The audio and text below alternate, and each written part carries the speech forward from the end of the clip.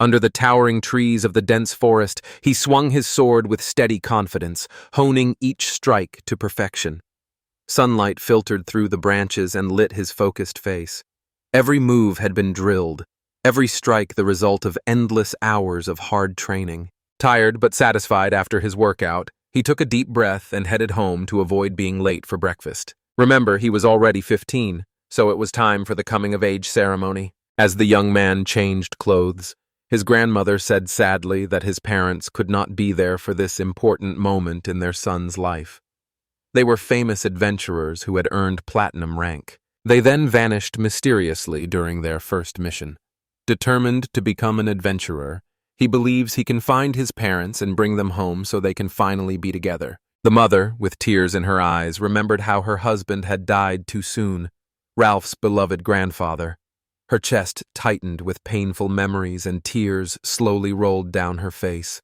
She sighed with gratitude as she looked at Ralph and quietly returned in her mind to the years when his grandfather was still with them. In the cozy living room, with old photos and embroidered doilies, Ralph stood beside his grandmother. Her words echoed in his heart and gave him new strength. He gently took her hand and felt a mix of gratitude, sorrow, and pride in her gaze.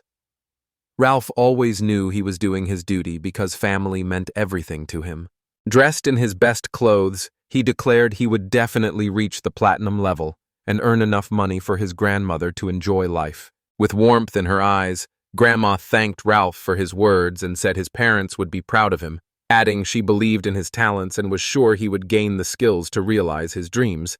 Then Ralph kissed his grandmother on the cheek and said he had to go. Leaving the house, he went to the huge building that towered over the village, known to everyone as the place where the coming-of-age ceremony was held. Along the way, he noticed many teens his age eagerly talking about which skills they wanted to master.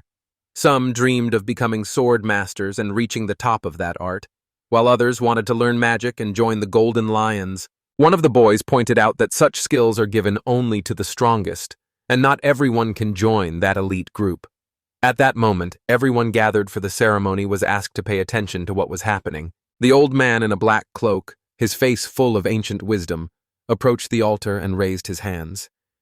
In the name of the goddess Develis, he announced that the talents of everyone present would be revealed, and asked them to form a line to learn, one by one, which gift awaited them. Gelt stood among the other teens, feeling excited and impatient.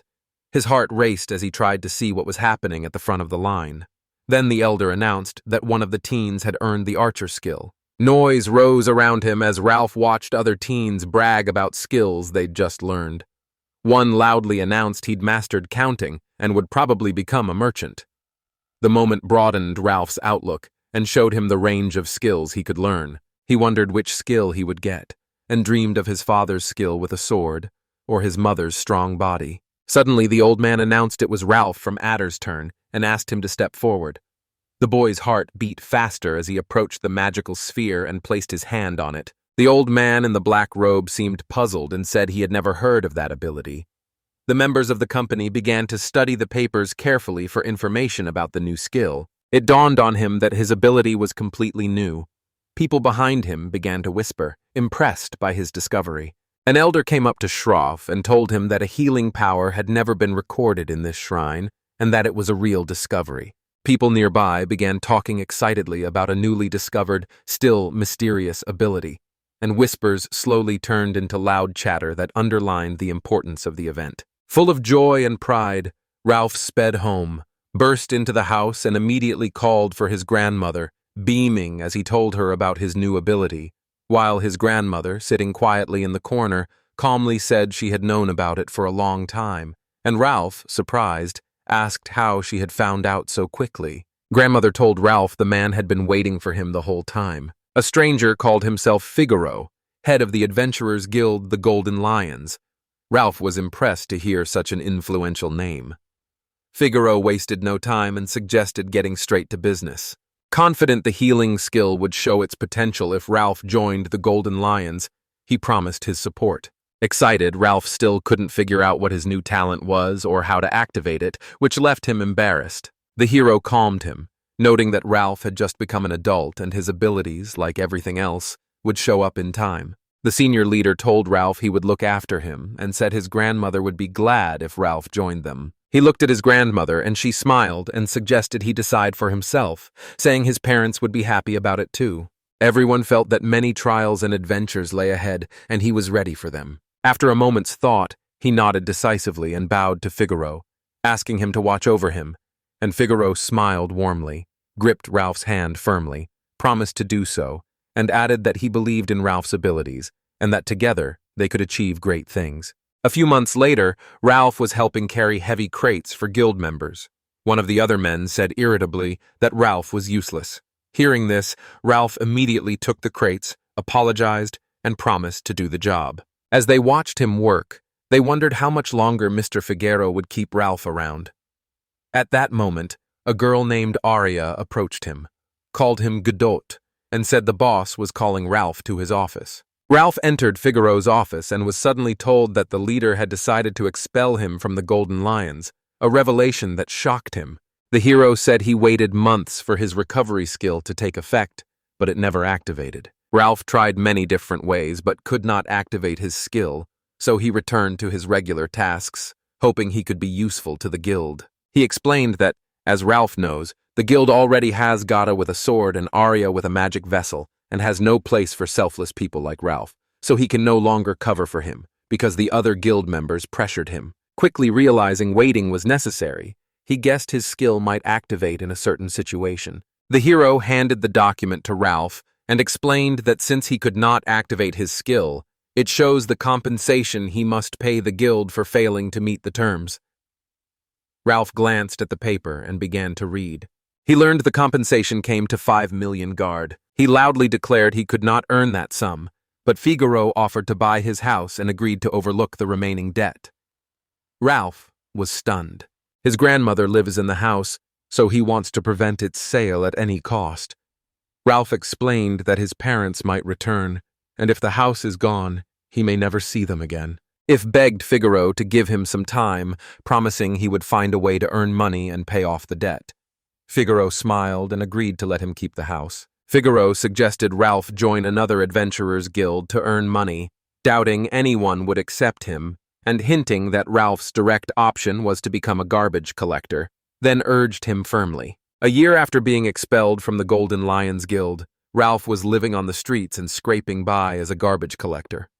The work was dirty and thankless, but he had no choice. One day, walking through the city, he spotted a small pebble on the ground.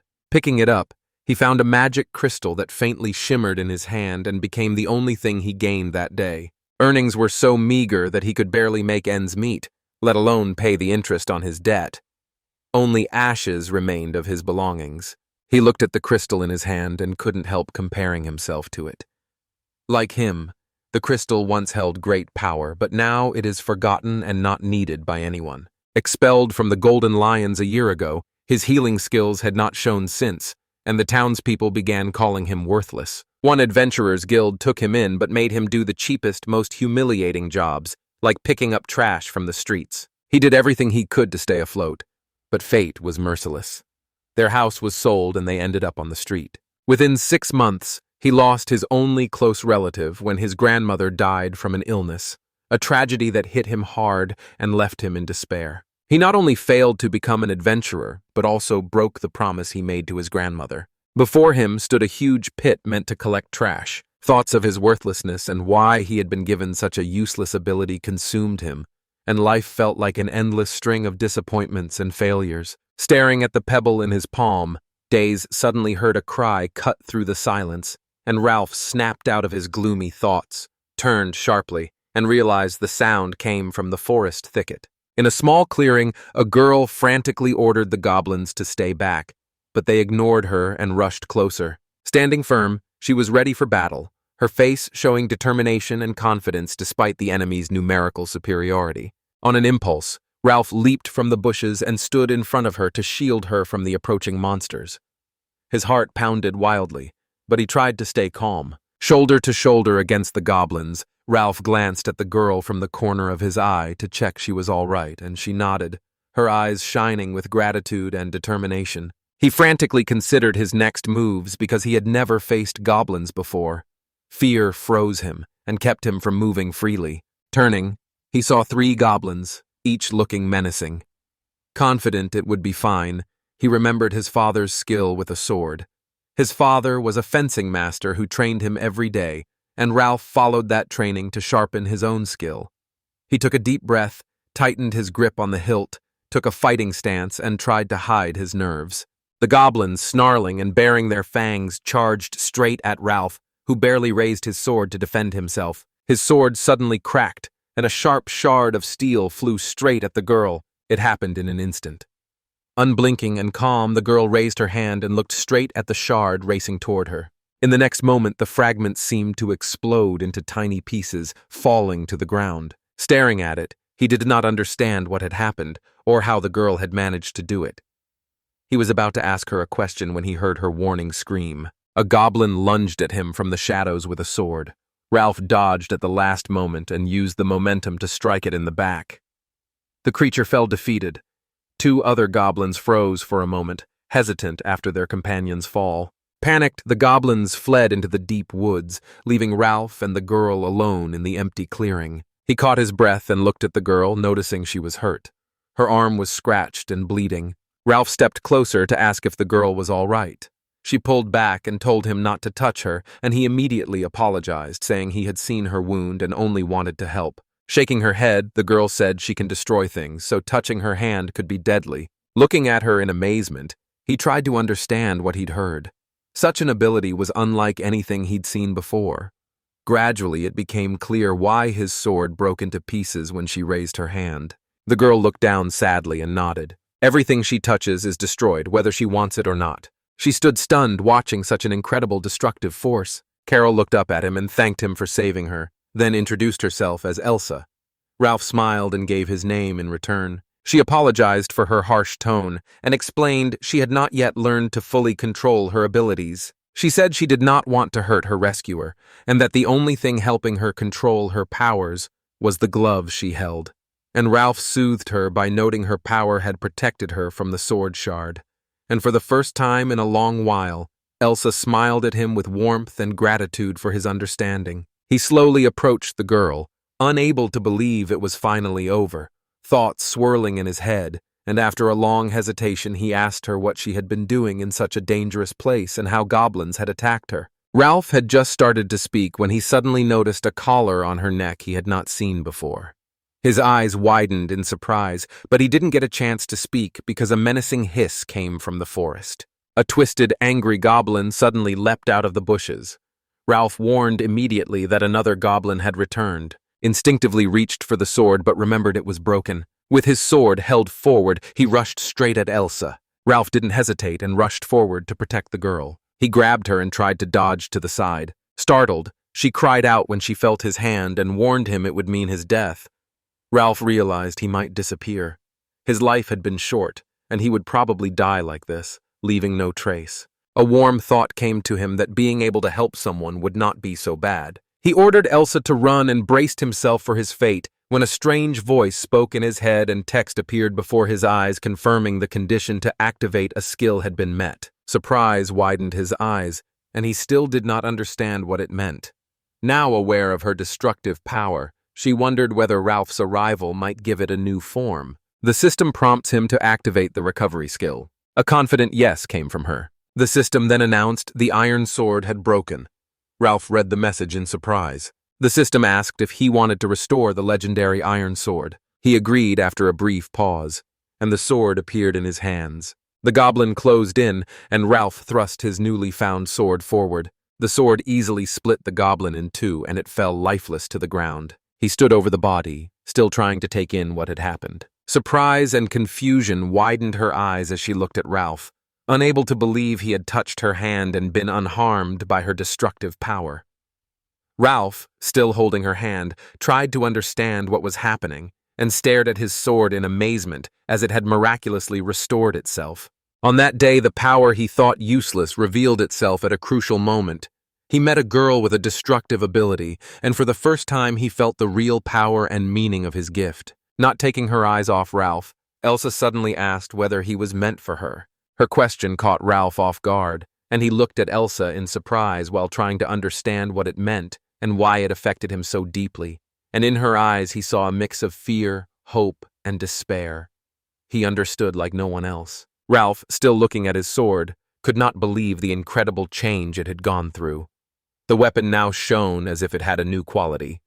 Elsa, keeping her eyes on Ralph, realized that touching his hand had not harmed him. She began to believe he was the one who could free her from the curse. With sadness on her face and a heavy heart, she told Ralph about her life in the village. People had considered her cursed since childhood because her touch destroyed everything and turned her into a recluse. He listened intently, eyes fixed, trying to grasp the full gravity of her situation. He said the girl's mother died immediately after birth, the first victim of her destructive touch. Despite boundless love for his daughter, the father once lost a hand because of her powers and later died of illness, leaving Elsa alone in a world that feared her and her invincible power. Villagers saw her as a natural disaster, and even Elsa could not blame them. One day, an unusual priest suddenly arrived in the village with a mission to find gloves for the father that could tame her powers. It was also foretold that one day a man would come to free her from the curse and be her protector, able to convince everyone of her goodness and touch her without fear of being destroyed. Stunned by her story, the young man could hardly believe what he heard. He had never imagined her life could be so tragic. When he asked if he was the same man the priest had spoken of, she gave no answer. Stunned by the events, he still could not believe what was happening. So he asked Elsa why she was wandering the forest alone, and she lowered her eyes and said she had been sent here as a slave. Last year the harvest failed, and the villagers, unsure how to survive, sold her, a cursed girl, as a slave to the Walcenzia household in Agra for food. He is still trying to make sense of her story. Think again about the moment the system suddenly appeared in front of him.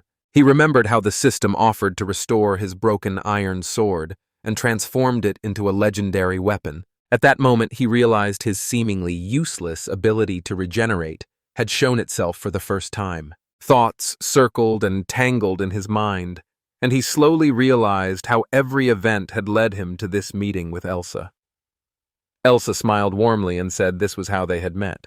The confidence and hope in her eyes when she said she believed he was the chosen one stuck in Ralph's mind. He looked at her with a strange mix of surprise and acceptance, feeling that fate might really have brought them together. Sighing, he admitted that for the first time in his life his ability had shown itself. They sat on large stones in the forest as the trees whispered around them, and what had just happened would not leave their minds.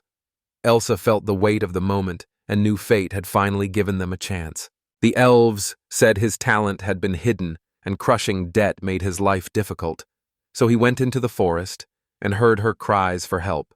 And Elsa, slightly surprised, realized he was also alone there, which led to their meeting. Her expression cleared, and she asked Ralph to try the recovery skill again. Pointing at the short sword on the ground, she suggested he test his skill with it, while a large orc approached with a pack of goblins. Reluctantly agreeing, he reached for the sword, focused, and tried to activate his skill. Nothing happened, and he couldn't understand why his power didn't work. To encourage him, she suggested trying again and reminded him how well it went last time. Suddenly, Ralph turned to Elsa and asked her to destroy the short sword using her destructive powers. Surprised, Elsa hesitantly agreed. She touched the sword for an instant, and it crumbled into tiny shards. Pieces of the sword fell to the ground, leaving everyone in stunned silence. Both looked at the broken sword in surprise and confusion. Seeing Ralph's distress, Elsa tried to cheer him and said there was no reason to be upset because their journey was only beginning. Turned sharply to Elsa and grabbed her hand without hesitation. At that moment, a system message appeared before him, saying a broken short sword had been detected and offering to restore it. Recalling when they held hands while Elsa was breaking things, Ralph suddenly realized their combined actions could unlock his ability. He decided to test his hunch. Maybe the items destroyed by her power can restore themselves when they interact. She looked at him skeptically and could not accept that option. It was the first time she had heard of such an ability. The screen in front of Rolf showed sword qualities he could recreate, from common to legendary, with percentages beside them showing the chances of success, and he picked the common quality at 90% to start with an easier task. Moments later they were holding the new short sword, and Rolf was thrilled because his guess was right. and he could read the sword's stats, confirming its successful restoration. He understood why his ability hadn't worked before. If his theory is right, it doesn't work without Elsa's involvement. Firmly squeeze this hand and say happily that their skills complement each other remarkably. Their combined strength made her believe they could become one, until faint footsteps from beyond the trees interrupted their thoughts. Seeing them, she gasped in fear, and the enraged orc turned to Ralph, accused him of killing his friends, and said Ralph would now pay for it. Told Ralph that this orc, named Kuhat, attacked their van. Trying to protect her, he shouted for Elsa to fall back, but she was determined and insisted on fighting with him. Irritated by their argument, he ordered them to stop arguing immediately. Wasting no time, Ralph charged the goblins with an incredibly sharp, light sword, and with every swing it seemed to slice flesh and bone like cutting air. Goblins fell one by one before they could grasp what was happening. Blood sprayed everywhere, but Ralph kept moving, fully absorbed in the fight. He stared at the sword, unable to believe his eyes. The blade glowed with an inner light as if filled with unknown magical energy. Its sharpness and lightness amazed him. He had never felt anything like it. The sword seemed to guide his hand, directing strikes with perfect accuracy. Ralph realized the system had recreated not just a weapon, but something far more powerful and advanced. At that moment, he heard heavy footsteps and a muffled roar. A huge orc was approaching, swinging a giant club capable of smashing any obstacle in its path. The orc lunged, eyes burning with hatred and muscles rippling under its skin like steel cables, and a chill ran down Raoul's spine. But his fear turned to resolve, and retreat was impossible. The orc swung its club for a crushing blow, and Raoul gathered all his strength, leaped to avoid it, and countered in a flash. His sword cut through the orc like butter and split it in two. One half hit the ground with a dull thud and kicked up a cloud of dust and blood.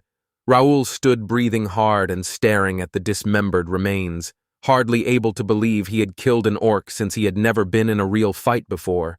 His heart pounded and adrenaline surged, and then he understood he had won his first real battle. She rushed to Ralph, barely holding back tears of relief and joy that he was unharmed, and told him how she had feared for his life and how great her joy was at his victory in that terrible fight.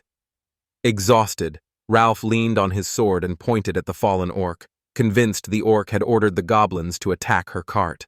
Turning to Elsa, he looked at the fallen orc and the goblins scattered around, worry on his face, then asked about her plans and invited her to join him on his travels. Elsa sighed, raised her hand and pointed to the collar at her neck, explaining it has powerful detection magic and any attempt to remove it would trigger an explosion that would instantly kill her. She said she would remain Valsentia's slave as long as the magic artifact existed.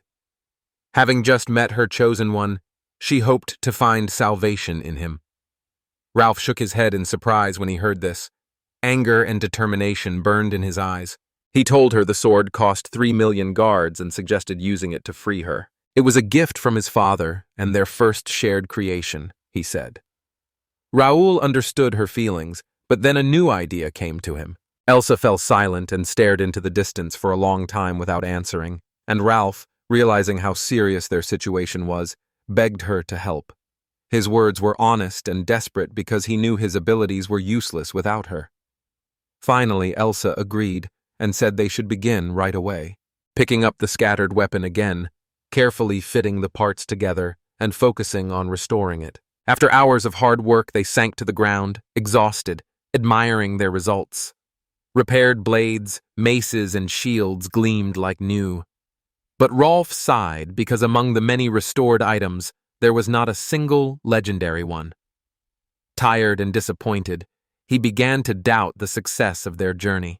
Elsa suddenly spotted a small crystal the goblins had left on the ground and offered to destroy it with her power. The system sent a message that it had detected a destroyed crystal and offered to restore it.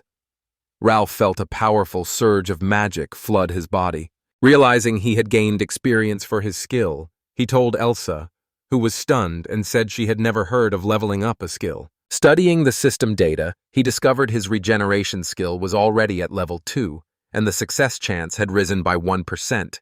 Realizing that raising the skill level by killing monsters opened new possibilities, with each achievement improving regeneration efficiency and strengthening teamwork. They turned over the ground around them and gathered the weapons to assess their value.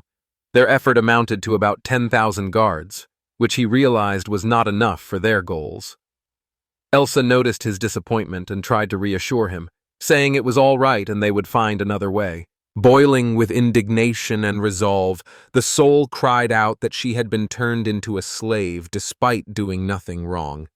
The injustice was blatant, and he would not back down until he freed her. Moved by his determination and genuine care, she looked down and quietly thanked him for supporting her and wanting to fight for her freedom.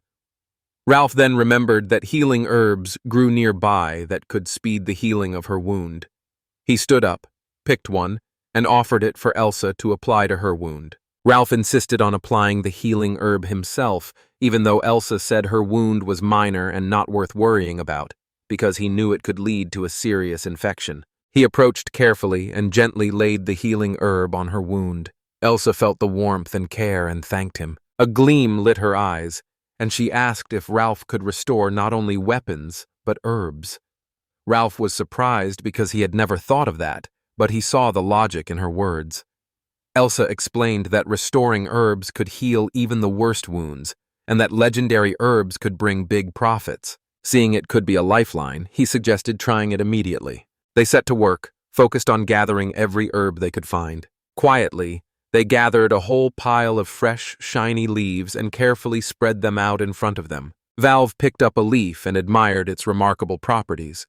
These herbs had a legendary ability to regenerate at a rate of 300 and could instantly heal serious wounds and burns. Ralph valued the remarkable grass at 500,000 guard, which stunned Elsa, and she could not believe her ears. Looking at Elsa in wonder, he realized the herbs they had gathered were extremely valuable. The leaves attached to the weapon thrilled him because their combined work was worth an impressive 6.5 million guard. Ralph's eyes lit up with joy when he understood they had earned such a large sum on their own. She was impressed by their success. The money spent on herbs and repaired weapons opened up new possibilities for her. Impressed by his success, Alf wondered if the money would be enough to free Elsa, and Elsa gave Ralph a doubtful look, unsure it was worth spending everything on her freedom since he had made all those items. He answered with unwavering confidence that it was their shared achievement, the result of their combined efforts. Deeply moved by his words, she stood up, gathered her thoughts, and asked him for a favor. Elsa told Ralph that her clothes had turned into helpless rags. Her face showed surprise and worry as she asked him to restore her appearance. Ralph simply nodded, understanding her need without words. Soon the system offered to restore her clothes, and Ralph accepted without hesitation. Before he could do anything, Elsa came up behind him. The hug she gave Ralph filled him with sincere gratitude, and his heart overflowed with emotion and pride. She expressed her joy without shame. Her voice carried a beautiful mix of gratitude and surprise.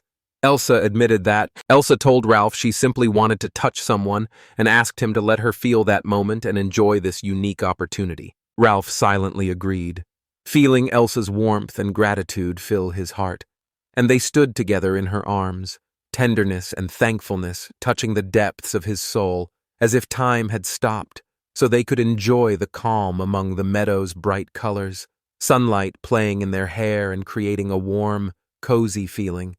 But a little embarrassed, he suddenly noticed a crowd whose attention had shifted to him, those who recognized him beginning to whisper mockingly, and some loudly saying that the garbage man had brought a girl, a very pretty one, their sarcastic comments spreading all around. Ralph and Elsa stand still, blending into the surrounding nature and becoming part of this perfect moment in harmony with the life around them. Their carefree mood was broken by the sudden arrival of an old man who ran up to them, waving his arms and begging for help. His face twisted with horror as he choked while trying to get his message out, shouting that goblins and orcs had attacked his cart, and trembling with fear as he came closer and began to bow in panic. Suddenly he recognized the man. It was Almani-san, the tax inspector from the Valsenshi family. Relief flooded his face when he recognized Elsa and saw she was unharmed, and he could not believe she was free. Amani began muttering about how that could happen, but Elsa cut him off, pointed at Ralph and said he was the one who defeated the orc, so Amani could relax. The inspector looked at Ralph skeptically, his eyes showing doubt and mistrust. Elsa took the orc's horn and handed it to Almana, saying Ralph had not only defeated the monster, but had also saved her. Almana examined the horn in disbelief, turning it in his hands and amazed that such a young boy could have fought off an orc. Seeing Ralph's determined face, he knew the young man could beat the orc, and after gathering his thoughts, he asked Ralph for a favor. After considering Almani's persistent plea for help, the tax collector explained he needed Ralph to get the money back from the wagon. They said their cart had an escort from the young lord of the Golden Lions, but when the monsters appeared, the escort abandoned everything and fled. After listening carefully to the inspector, he paused for a moment. Then, after a short thought, agreed to take the task, but set one condition, and Almany, not hiding his nerves, eagerly waited to hear it. He made it clear that in exchange for his help, he wants freedom for Elsa. Bonnie was stunned by the demand and asked whether Ralph really intended to buy her out. He said he had no intention of buying her back, and only wanted her to be free of all obligations so she could live her own life. The inspector frowned in thought at Ralph's offer, recalled that Elsa's village owed a huge 3 million garters, and asked if Ralph could pay that amount. He admitted he did not have that amount, but offered an alternative, showing 6 leaves of Amani's rare herb and saying each cost 500,000 garters. The inspector plucked a blade of grass, smiling at the boldness of the claim.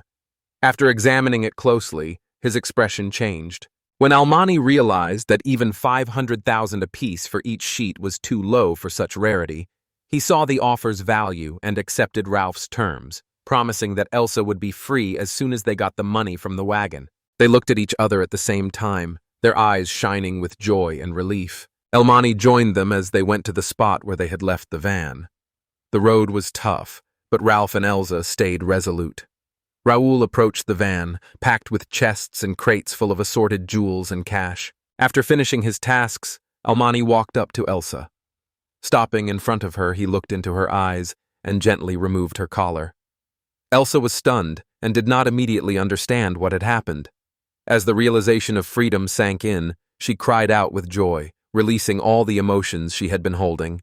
Watching the touching scene, Almani smiled and remembered his youth, when his feelings were just as strong and sincere, and his heart filled with warmth as he felt he had not only returned the money, but also made someone's life better. He approached Ralph, apologized for doubting his abilities earlier, and suggested they go into town together. The cart finally reached the city walls, and Ralph and Elsa looked at the high stone ramparts that gave a sense of safety and stability and marked the boundary between the wild, dangerous world and the city. And Ralph sincerely thanked Elman for everything, especially for helping to free Elsa. Manny thanked Ralph for his help and said the deal was very profitable, adding that selling rare herbs would bring a large profit. When they reached the town, Almany turned to Ralph again and reminded him about the promised reward for the completed task. He suddenly remembered and apologized, saying he had to leave the cart at the crossroads. Seeing Ralph behind the counter, the girl smiled and, thinking he had brought some trophies, asked if she could look at them. We all felt relief instead of confusion at the mockery. He carefully put the bag on the table. Gripping the orc horn, the girl's eyes widened in surprise. Everyone around froze for a moment. Then their whispers filled the room, increasing the distrust. Moments later, the hall erupted with loud laughter and sarcastic comments. Not everyone believed Ralph had really brought an orc. Some even joked that he had the orc with him, which set off another round of laughter. Elsa, hearing the jeers, couldn't stand it and said loudly that Ralph had beaten both the goblins and the orc. Her words were so confident and angry that everyone fell silent for a moment. Later they laughed again and said it was absurd and nobody believed her. They could not imagine that a simple garbage collector could defeat such dangerous creatures. He looked at Elsa with tenderness and gratitude and realized she wanted to protect him. Rolf knew their words would not change what the people around them thought. Thanking her for the support, he quietly asked her to avoid such arguments. Elsa felt confused, unable to understand why people did not trust Rolf, since she had seen him in action and admired his incredible skill and strength. The clerk behind the counter suddenly announced that all the items Rolf brought were genuine. Grace lit up with a smile, called it impressive work, then added that the crystals in the horn of orcs were worth 250,000 guards, and those who had been laughing began to back away quietly as they realized their mistake. Figaro suddenly appeared beside them, and his arrival increased the tension in the air. Ralph Rocha, noting his personal presence with an ironic smile, made a sarcastic remark that God had sent him some small change. Figaro reminded him of the debt to the dead. His tone made Ralph even more annoyed. Convor stood near Figaro, watching Ralph closely with distrust and suspicion, while one of them accused him of planning to cheat them by selling back their own materials. And Ralph was stunned and could not understand what they meant. Looking at Elsa, he advised her to stop lying, adding that members of the Golden Lions would never have fled if they had seen an ordinary orc. Ralph firmly said Elsa was telling the truth, which set off angry whispers among the escorts, and one of them, unable to hold back his anger, stepped forward and warned Ralph not to test their patience again or put their honor in doubt, when a confident voice spoke up in the hall. Almanes, apologizing for the delay, stepped closer and, noticing the others, narrowed his eyes in mild surprise. Figaro, clearly irritated, turned to him and asked what had brought him here. To Figaro, Monet said he planned to reward Ralph for his achievements. On hearing Amani's words, their voices tightened with embarrassment as their lie was exposed, and they began to turn away, unsure how to respond. Realizing how serious it was, he slowly lowered his head while his companions awkwardly muttered excuses as they tried to explain themselves. Looking at Figaro, he remembered how Figaro had confessed his wish to leave the pointless guild and take his father's place. Angered, he ordered silence in a commanding tone, announced he would leave, and dismissed his escorts. They stood looking at each other with distrust, while our hero, with sadness in his eyes, understood that Figaro could not be changed anymore. Elsa, seeing everything settled, smiled in quiet satisfaction. Moments later, they stepped outside, leaving behind the noise and the guild members' tense stares. A warm evening scent hung in the air, and a light breeze gently stirred Elsa's hair. Almani stopped, turned to Ralph in a tired voice, apologized for all the trouble caused by the young master's subordinates, and offered a pouch of coins as Ralph's deserved reward. Monalane moved closer so no one could hear and whispered that he had one more small personal gift. Ralph took the pouch, felt its weight and the jingle of coins inside, and nodded in thanks, unable to find words to express the storm of emotions inside. After a while, they walked down a wide corridor lit by the soft glow of torches. The stone walls echoed their footsteps, giving the passage a warm, peaceful feel. Ahead lay a spacious, bright hall with luxurious furniture and a huge bed at its center. It was the true refuge Amani had given them, a place to leave all their troubles behind. With a light in her eyes, she instantly dropped onto the bed, feeling its softness and space wrap her tired body, closed her eyes to savor the moment, then turned to Ralph and invited him to join. His gaze shone with sincere gratitude and tenderness. He remembered how the night before Elsa had asked him to lie down next to her on the bed. Awkward but touched by her words, he walked slowly to the bed and sat beside it. Soft pillows and blankets wrapped around him, giving a sense of warmth and calm. Alf opened his eyes slowly as the morning sun slipped through the curtains and filled the room with a gentle light. Beside him she lay peacefully, a soft expression on her face, and her hair spread across the pillow. Leaving the warm bed, he stretched and started replaying last night's events in his head. At first he hesitated, unsure if he was ready for that kind of closeness, but finally gave in to her soft voice and lay down beside her. For half the night he lay with his eyes open, listening to her steady breathing, unable to understand how anyone could sleep while his thoughts swirled and his heart raced. It does not fill the whole room. The girl slept peacefully, as if all the world's worries had passed her by.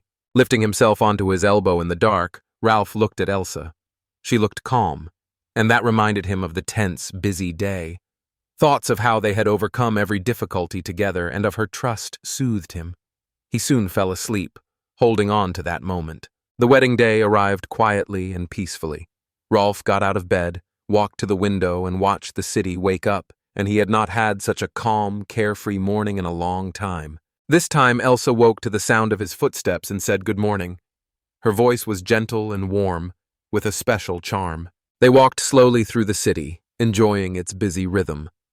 Elsa looked at Ralph and asked about his plans for today.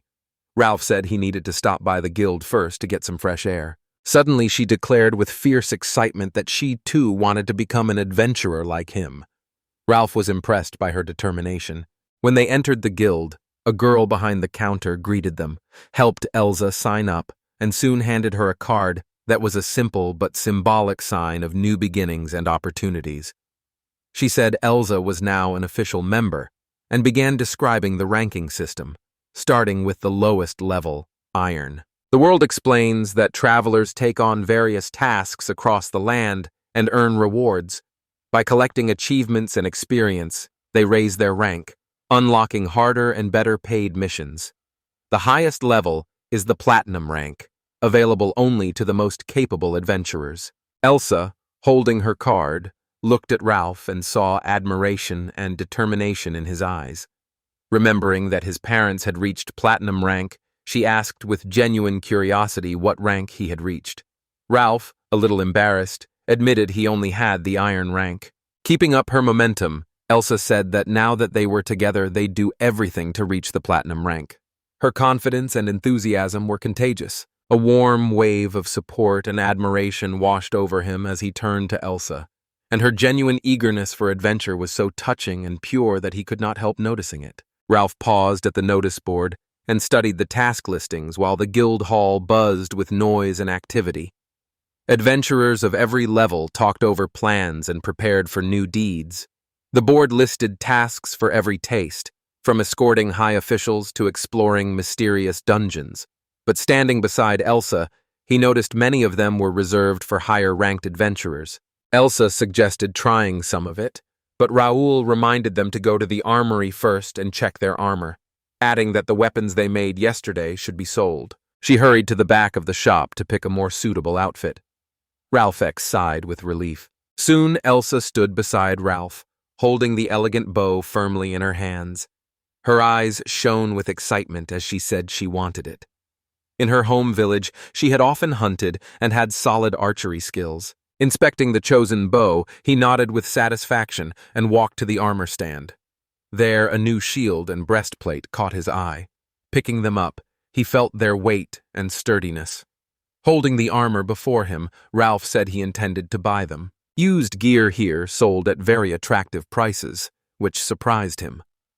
A gunsmith approached them, a sturdy man with a thick beard and kind eyes. He handed them a pouch with the money from selling their weapons. The gunsmith thanked them sincerely for the deal, assuring them that their new gear was of excellent quality. The conversation with the gunsmith turned to the latest news. Red-eyed Bernard, a legendary trader and adventurer surrounded by wild rumors, will soon arrive in Adgru, the gunsmith said. He added the visitor might be interested in any valuable finds. The emperor said Bernard is a renowned adventurer and meeting him could be very important. The armorer said Bernard constantly travels the world, collecting, buying, and selling the rarest and most valuable artifacts. She was stunned by what she heard and could not hide her surprise. Suddenly, the armor noticed that Ralph was still holding the old gear. He suggested checking it to make sure it worked, otherwise the risk to life was too great. Looking at Elsa, he could not help smiling. He thought the new breastplate suited her well, but still asked whether it felt too tight. With a light smile, I assured him that everything was fine, and that this breastplate fit her perfectly. Not wasting time, he suggested they get straight to work. Rolf, aware of the importance of their mission, suggested they begin by gathering medicinal herbs. Suddenly, the system informed him that a new active skill called material synthesis was unlocked. Genuinely surprised, he immediately told Elsa, lunged at the nearest patch of grass and trampled it. This time he immediately told Ralph he had found medicinal and poisonous herbs that could be combined. He synthesized them and made a healing pill. Ralph, encouraged by the success, suggested doing more experiments. By joining different items, they achieved impressive results. Combining grass with grass made a strong rope. Wood and that rope turned into a mace, and adding a goblin bone made it a goblin mace. Ralph enjoyed the new possibilities, until strange sounds from the pit Elsa had broken disturbed their peace.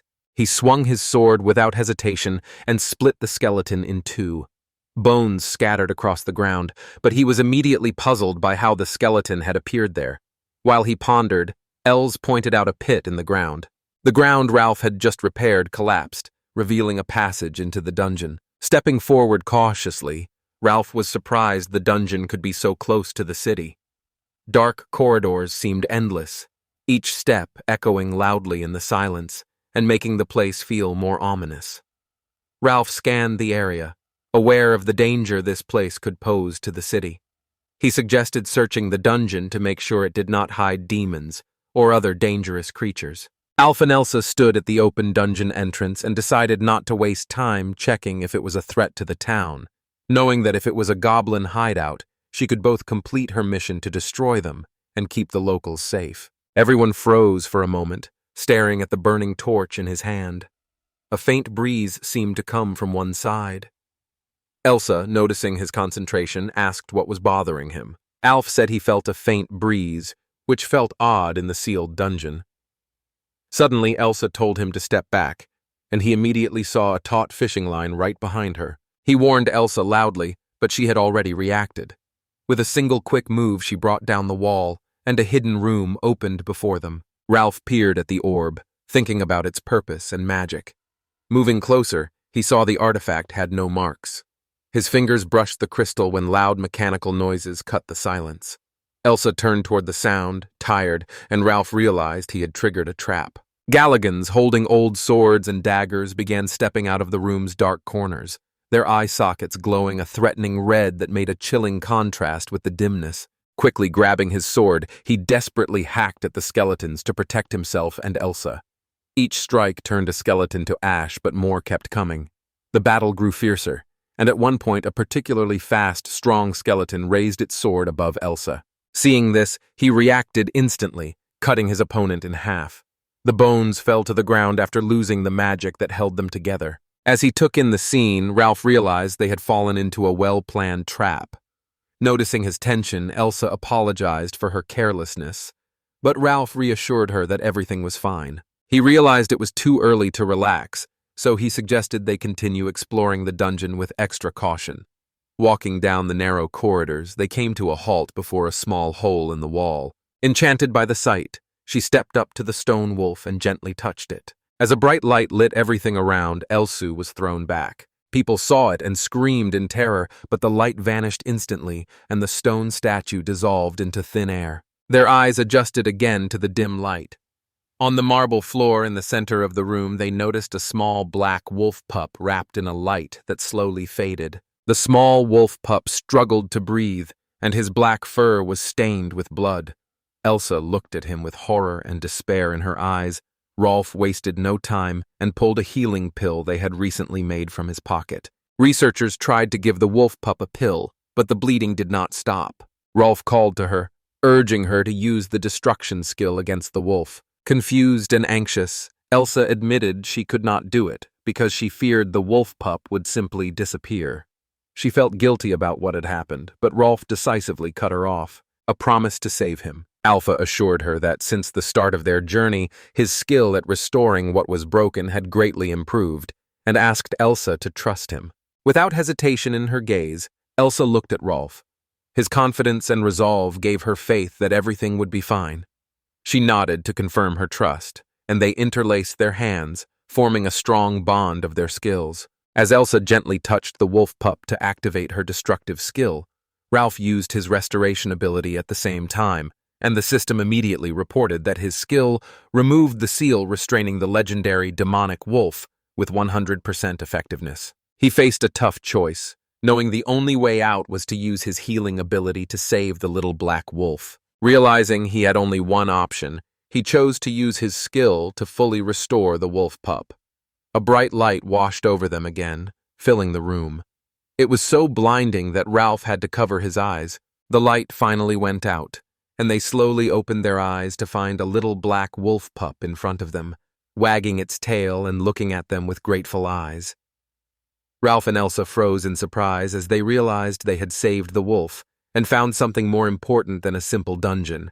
Wiping tears of joy, she hugged the little black wolf pup, relieved she had saved it, and pressed it to her chest, feeling its tiny heart beat against her own. A tiny creature seemed to sense her emotions and came to life, filling the room with joyful sounds. A smile crossed his face as he watched the scene.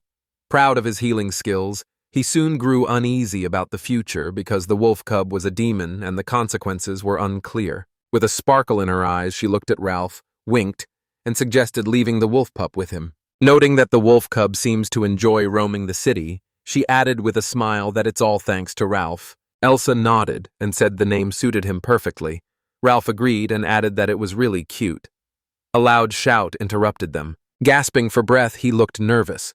Ralph immediately asked what had happened. Monty said that the day before he bought several medicinal herbs from a wealthy supplier, and today a man bought them all, showing strong interest in where they came from. Ralph and his friends were stunned by the news. They didn't know how to react or what to do in this unusual situation. He fell silent, trying to hide his embarrassment, because he had turned the plants he and Elsa had gathered into that legendary herb. Ralph realized his ability to make such valuable items could lead to serious trouble if others found out. Use their abilities for personal gain. Seeing their worry, they tried to calm Ralph. He reassured them that the buyer was trustworthy. Everyone was stunned by Almana's unexpected news. The man was the red-eyed Bernard. A woman appeared behind them, and when Ralph and Elsa turned, they saw her smiling and saying excitedly that magical children were standing before her. The great blue sorceress, Vanessa, watched Alpha and Elsa closely, showing clear interest and noting that their ability to find such valuable medicinal herbs proved their extraordinary power and talents. Seeing Elsa's surprise, 12 told her Vanessa was Bernard's partner, and then realized that if Vanessa was here, Bernard would likely be nearby. Reissi barked loudly and jumped around the rabbit when she saw it. It was Bernard, the red-eyed rabbit. Bernard's gaze was deep and piercing like the sky. To calm the puppy, Elsa immediately ordered Reissi to stop barking. Nasa approached Bernard, pointed to Ralph and Elsa, and said they were the children who had found medicinal herbs for them, and Art examined them closely, his gaze showing genuine interest. Accidentally run into him in the forest. A gloomy look shadowed him, his eyes shining with suspicion. But Ralph, without looking away, confidently repeated that they were there by accident. Howard stared intently, trying to look into Ralph's soul for the smallest sign of a lie. He began explaining that to reach such a high level, plants must draw mana from the soil, and if the herbs reached legendary quality, that shows the soil is exceptionally rich in mana. His smile hid a threat, and he asked Ralph to show them the place, promising a generous reward. Ralph hesitated, apologized, and said he couldn't clearly remember the way to the clearing. His ability, he said, not only restores items, but also raises their level, properties, and quality. Impressed, Bernard admitted he'd never heard of anything like it before. Leonardo pressed his lips and shook his head with a gloomy look, showing how disappointed he was that such a place could go unnoticed. Then, determined to change things, he offered Ralph 3 million, and when that did not impress him, he raised it to 5 million. Facing such an enormous sum, Ralph's breath caught, but he knew he could not give in to the temptation. Vanessa stood nearby, turned to Bernard and reminded him that Ralph can't say where the clearing is, and Bernard seemed not to hear her as he raised the bid to 7 million guards. Bernard sighed and said such a treasure should not be lost in the wild. Though his voice pleaded with Ralph, his face showed the firm resolve of a man used to getting his way. A voice behind them cut the conversation short. It was Figaro, known in town for his wealth and ambitions, who looked at Ralph and Elsa with a respectful glance, said it was not worth wasting time on these adventurers, and invited everyone to his estate. His manner was commanding, and he would not tolerate objections. Bernard hesitated as he looked at Figaro, but he could not refuse an invitation from such an influential man. Without waiting for agreement, Figaro added that tonight he would host a formal banquet in his honor so everyone could see his greatness. It was both a compliment and an order. Ralph and Elsa felt uncomfortable under such a scrutinizing gaze. Almani, noticing the tension, immediately offered to escort the guests to the manor. Meanwhile, Reissi, a small black wolf pup, felt threatened by Figaro's presence and began to growl. Figaro glared at the pup and firmly told Ralph to calm his pet. Figaro quickly calmed Reissi by ordering him to stop growling. Figaro then walked over to Bernard and gave him a friendly pat on the shoulder. His movements were confident and a little aggressive. With a hand signal, Figaro invited Bernard to come with him, though Bernard did not want to leave his conversation with Ralph. Figaro was persistent. He took Bernard by the elbow and, gently but firmly, led him aside, saying Ralph and the others were not worth his attention. Bernard tried to object, but Figaro cut him off, insisting their time would be better spent in nicer company away from these troubles. Watching the scene with a faint smile, she quietly remarked after Figaro and Bernard stepped away that even Figaro can be useful sometimes, and Ralph laughed with her, relieved they had avoided a tense conversation with Bernard. Realizing they needed somewhere to sleep, he turned to Elsa and said they should decide where to stay. Sitting beside Reissi, who wagged his tail loyally, he noticed they would not be allowed into the Inuit wolves' cup. Elsa nodded, aware they needed to find a place to sleep. Smiling, she asked Ralph how he felt about a short camping trip. Ralph was surprised, but the idea seemed perfectly reasonable to him. He said they would be harder to find outside town, especially Ralph Grid, and Ralph was not eager to meet Bernard and his partner again. They set out for the guild to pick up a job that would let them leave the city. Filled, Ralph, and Elsa took a dungeon-clearing job that involved killing goblins and gathering healing herbs. It was an ideal choice to avoid unwanted attention. Soon they set out, fully armed and ready for new adventures. After setting up the tent, Ralph began fitting Reissi with a new black collar he had bought especially for the wolf pup, and Reissi ran around, sniffing everything with delight and barking now and then. They had just finished cooking dinner, and the aroma of freshly cooked food filled the air. Ralph sat by the fire, watching the meal with delight and saying it looked very appetizing. They began enjoying dinner. Ralph noticed that Elsa knew how to find many tasty dishes, even in the most unexpected places. Reissi was also pleased with his portion, eating it greedily. Elsa smiled and winked at Ralph, pleased that her archery skills spoke for themselves, and at times like that, Ralph felt lucky to have such a loyal friend and reliable ally in Elsa. The night in the forest was calm and still. Only the calls of night creatures and the crackle of the fire broke the silence.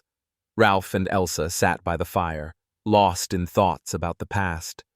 Ralph suggested they go to the lake tomorrow to gather healing herbs. Elsa smiled and agreed, saying they should go to bed earlier because they would need a lot of energy to do all their tasks. Firelight gently lit their faces, making the forest night feel cozy. Then Elsa turned to Ralph, her eyes thoughtful, and leaned in to whisper that she had a favor to ask. Ralph looked surprised and waited for her to speak. Calm now.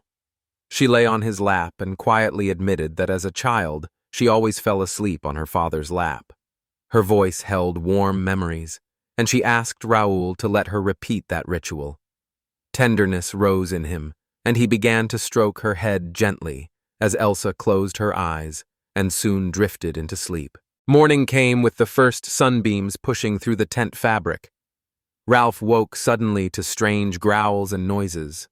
Barely opening his eyes, he fell quiet for a moment and listened. He burst out of the tent and, seeing Reis alarmed, knew something was wrong. Reis stared at one spot, growling warily. Elsa woke to Ralph's shouts, scrambled out of the tent and stood beside him. Both noticed a group of people standing directly in front of them. Gatto stood out with several companions and said sharply that the Golden Lions had kicked them out because of Ralph and me. Elsa and Arya, standing nearby, added angrily that they would now learn firsthand what it meant to be outcasts. He recognized them and realized they had come to take revenge for an old incident.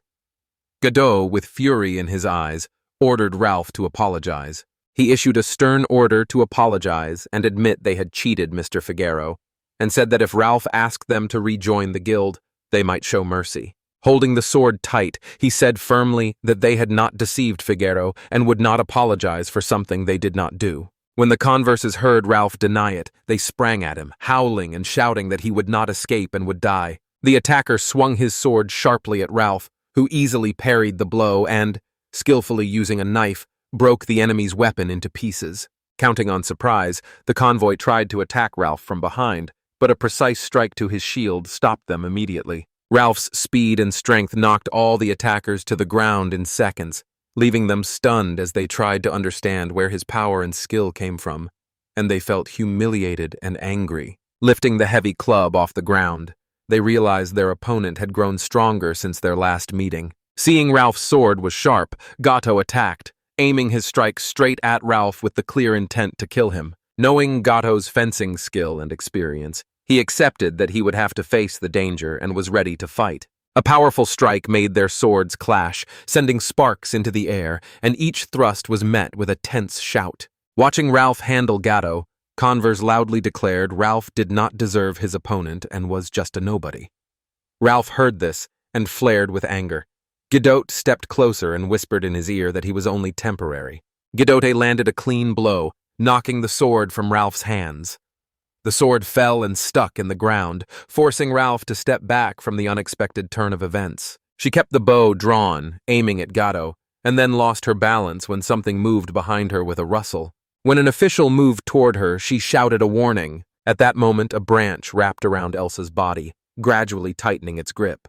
Dissatisfied with her subordinates, she said irritably that their helplessness made them unable to handle even people as weak as Ralph and Elsa. Criticized, they felt humiliated because their leader had reached the gold rank by setting an example while they could not handle the task. The branches kept squeezing Elsa and she began to choke. Seeing things getting out of control, Gudot shouted at Arya and threatened to kill the girl if she didn't stop. Suddenly, a sharp sword blade pierces the thorny branches, freeing Elsa. Vanessa and Bernard's sudden arrival surprised everyone present. The mood shifted instantly when Arya glared at Vanessa and accused her of destroying Arya's magic, and Vanessa, with a faint smile, calmly said Arya's magic still looked beautiful, and that she had something special for Arya. Almost instantly, Vanessa shaped the ears with her magic, and they appeared on Arya's head. Vanessa warned Arya that if the spell could not be undone, Arya would have to keep the ears forever. Meanwhile, Bernard turned his attention to Ralph and Elsa, heard many rumors about them, and decided to find out more, so he approached Godot and offered to leave them alone in exchange for a promise to forget everything he had seen. Hearing Bernard's suggestion and realizing the situation was slipping out of control, the protagonist nodded. Stepping back, he looked grimly at Ralph and Elsa and said he would speak with Figaro before any further action. It sounded like a promise or a threat, and left them tense and waiting. Realizing the fight had paused, Ralph turned to Bernard and thanked him sincerely, and Bernard, with a faint smile, said thanks were unnecessary since he had been looking for Ralph too. Watching Ralph and Elsa closely while assessing their condition and fighting skills, as if he had already made an important decision. His interest in Ralph and Elsie was more than curiosity. It was part of his attempt to continue the talks he had started. Trying to convince them, he proposed an idea he believed could change their lives for the better, and urged them to become bold merchants. Bernard explained that their fighting and wilderness survival skills could be extremely useful to his goal, and that people like Ralph and Elsa could become indispensable partners. Ralph, still shaken by the recent fight and rescue, looked at Bernard in surprise. Marquard's offer felt very attractive and promising, especially after all they'd been through. Ralph and Elsa exchanged looks and hesitated over an important choice, whether to keep going on a path full of fights and danger, or to try something new that could bring stability and peace of mind. Inard said he would support Ralph and Elsa in their plans. After that, we turned to the others and suggested ending the discussion there by inviting everyone to his room. Ralpha looked at Ralpha with interest and asked what to do next. She guessed that Bernard and his companion might want to learn more about the legendary plant they were seeking. He said that since the task was done, they should join him. Elsa agreed, but she was still curious why the adventure merchants needed them. Not knowing the answer, he suggested keeping his special abilities secret for now. Elsa nodded in agreement. After a short trip, they reached a huge train that turned out to be the one Bernard had mentioned. Ralph felt excited because this was the spot beside that impressive train where they were to meet. They weren't invited to board, but they went inside anyway. The train's interior impressed with its size and luxury. Bernard hesitated slightly as he invited them in, explaining he uses the train as a retreat and as storage for his treasures, and that 10 horses are ready for any adventure. Proudly, he said the body of his train was made of mithril, one of the strongest and rarest materials in the world, so the train was practically invulnerable to monster attacks they might encounter on their route. Nad led them into the depths of the train, into huge storerooms filled with countless barrels and crates. and Nisak, looking around, said sarcastically that Bernard's poverty was no surprise because he had put all his money into this train. She noted that they now have a cozy little nest of comfort and spacious beds. Once Ralph and Elsa sat on the soft sofas, he began to speak. NASA also assured them no one could eavesdrop here, which made them feel calmer and safer. Everyone assumed the speakers wanted to learn about the medicinal plants they were gathering.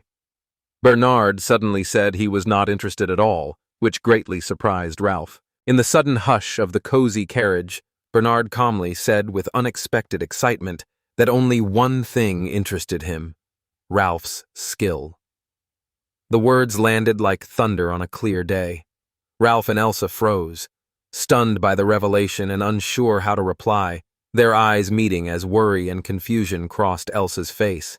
Garth, without waiting for their reaction, went on to explain that Mr. Figaro had told him everything, and that, as far as he knew, Ralph really had a rare regenerative ability of great value.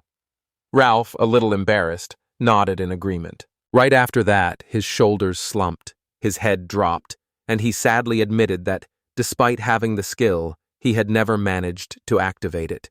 Sadness colored Beatness's voice as he explained that this was the reason he was expelled from the Guild of the Golden Lion. I listened carefully, but his face stayed unreadable, and he said he had already heard about it and asked how things were going now, his words implying he knew much more than he showed. Continuing, he said he knew not only about Ralph's exile, but also how he and Elsa defeated the ogre, found healing herbs, and even discovered a new dungeon, and his words seemed to reach the heart of everything they'd been through. They exchanged stunned looks, unable to believe Bernard knew so many details about their recent adventures. Bernard noticed their surprise and kept his gaze on them, emphasizing every word as he said Ralph and Elsa were the main figures in those events. Over the past few days, Ralph and Elsa had changed, which made him suspicious.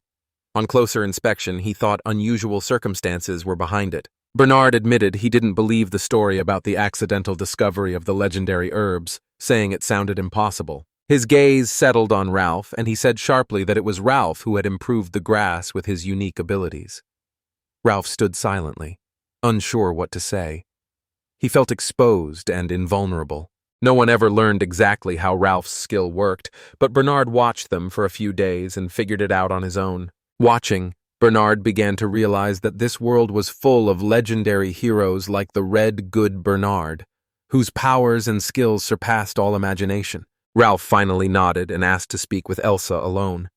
Bernard, sensing the importance of the moment, agreed immediately. Elsa stepped off the train, leaving Bernard and her thoughts behind.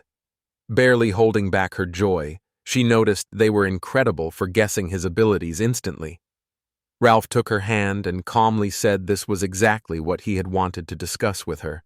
Their looks were full of understanding and support. A few minutes later, they returned to the carriage, and Bernard was surprised to see they had ended their conversation so soon. Elsa took her place, and Rolf, gathering his courage, said he would demonstrate his skill, but only if it stayed secret, and Bernard, respectful and completely serious, agreed to his terms. Bill turned to Bernard with interest and asked whether any of the items were damaged.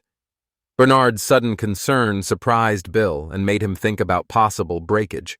Vanessa, suddenly the center of attention, remembered the morning incident with the broken cup. Vanessa brought the cup fragments to the table where Ralph stood, and he accepted them gratefully. After carefully examining the cup, Ralph took Elsa's hand. Meanwhile, Elsa touched the cup with her fingers and accidentally activated her destructive ability. The object shattered into many pieces.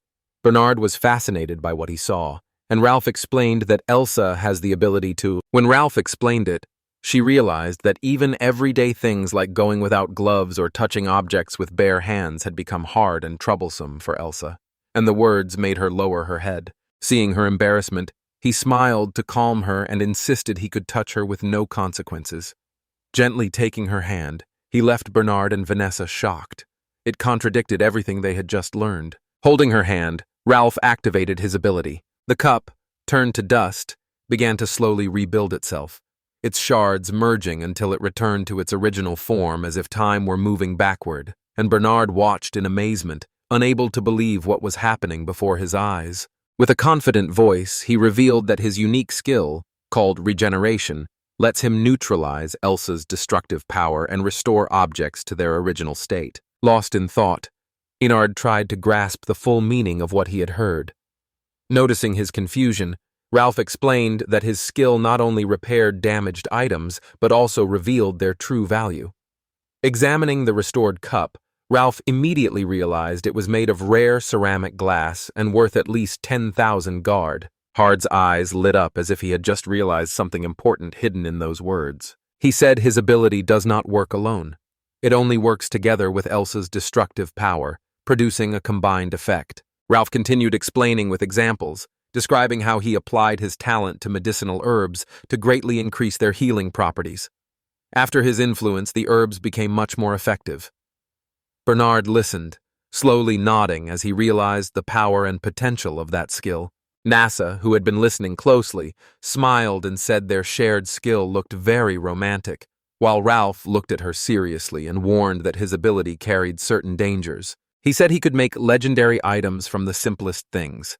When Bernard heard that, he suddenly realized the ability could be coveted and even used for military purposes if exposed.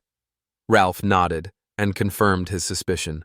Gardu suddenly realized that if Ralph began selling his unique magical items, it would inevitably attract unwanted attention, and people would want to know where they came from and who made them. At the same moment, Ralph, as if reading Bernard's thoughts, said confidently that he and Elsa had already discussed it.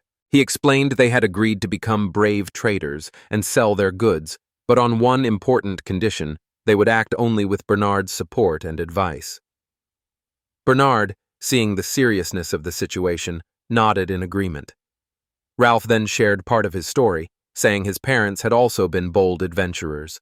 When they were young, they took on a task from the guild and set off on a long journey. Since then, Ralph has been sure his parents are still traveling the world. For that reason, Ralph decided to become a traveler, not only to see the world, but also in the hope of finding his parents. The story of Oak Deep and the gestures of everyone present raised the tension in the room. Summoning his courage, Ralph asked Bernard to join their group, his eyes full of determination and his voice filled with sincere hope. Bernard sensed Ralph's sincerity and agreed without hesitation, certain this man would be a valuable ally. Bernard turned to Elsa and asked if she objected to the decision. Smiling and warm, Elsa said she would always stand by Ralph and support him in everything he does. Gently taking the little wolf pup named Reissi into her arms, she smiled and said he would become part of the team too, and he nuzzled her as if sensing the moment, while Vanessa stepped closer, stroked the pup softly, and showed delight at meeting the new member, admiring his fluffy fur and bright eyes. Vanessa soon turned to a more practical matter. Seeing only 2 beds in their modest shelter, she smiled and said that meant she would share a bed with Bernard. He froze, stunned by her frankness and at a loss for words. Unfazed by his embarrassment, Vanessa offered Ralph and Elsa Bernard's bed that was still free. Realizing he and Elsa would have to sleep together, Ralph felt his face go red and tried to hide his embarrassment, but Vanessa, noticing this, asked him if he felt awkward. Not knowing where to look, he muttered something indistinct, and Vanessa laughed, enjoying his embarrassment. Elsa suddenly looked at Bernard and Vanessa and awkwardly asked whether they were married. Bernard froze, stunned by the unexpected question and unable to answer right away. Vanessa stayed calm and smiled, saying they were not married yet, but she did not mind. She thought Bernard was not ready for such a step and was busy studying magic. Recovering from surprise, Bernard added that they were colleagues and that even if they married, their relationship and work would stay the same. Having understood and accepted her situation, she nodded. At that moment, Vanessa stepped up behind Bernard and hugged him, feeling the warmth of his body through his clothes. Vanessa asked softly what he wanted for dinner, teasing him by getting close. Bernard, his cheeks flushing with embarrassment, asked her to stop. Enjoying his reaction, Vanessa moved to leave the room, glanced at Elsa, and asked if she wanted to help make dinner. Elsa gladly agreed and followed her, leaving Ralph alone.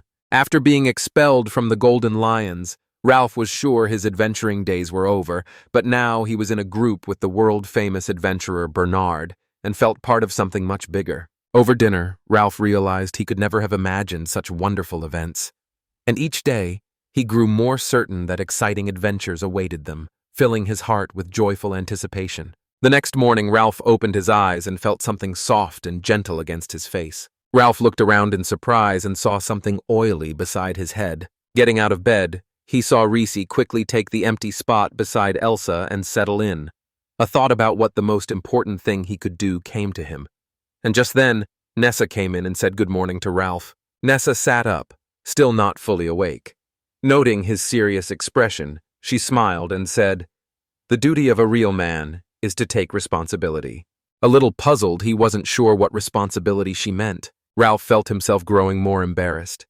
Bernard came over, smiled politely, and asked Vanessa to stop teasing him. Issa shot Bernard a slightly annoyed look and asked about the noise from last night. Bernard shrugged as if he did not understand.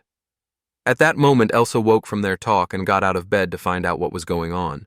Noticing Elsa was awake, Nessa suggested they all freshen up and take a shower before the day began. Nessa gently mussed Bernard's hair and he asked her to stop, clearly embarrassed. He was still trying to pull himself together and said he would no longer take a shower, asking Vanessa to stop joking and even shouting that he would get angry if she did not stop. His words sounded more funny than threatening. Then Reissi's loud snore filled the room and everyone laughed, aware that a new day of adventures and challenges lay ahead. Elsa and Ralph started their first day as traders, exchanging smiles as they felt something big ahead. Their journey had just begun, and they were ready to move forward, supporting each other through everything. With each step, their bond grew stronger, and they became a true team ready for any challenge. Garos carefully polished his new armor, which gleamed in the morning sun. A satisfied smile crossed his face, showing inner calm and confidence. Only one guard burst into the room, eyes full of horror, and announced there were problems. Figaro immediately tensed, turned, and demanded an explanation. Converse. Earlier, Ralph and Bernard entered the guild and drew everyone's attention, and the girl at the counter, used to many different requests, was surprised by what they said, and embarrassed asked them to repeat their request. The girl carefully reread the document that said Ralph's group had decided to become traders and joined Bernard's group. Her eyes lifted to them, full of surprise. Bernard, standing beside Ralph, confirmed her words with confidence, which made the others even more surprised. A wave of surprise swept the hall, and everyone who heard the news could hardly believe their ears, amazed that he, with a skill that seemed useless, had persuaded Bernard to accept him into the group. Carol, trying to hide her surprise, smiled and asked Ralph to sign the document. Ralph, barely hiding his nerves, reached to sign when someone suddenly stopped him. Figaro's sudden arrival sent a wave of whispers and tension through the room.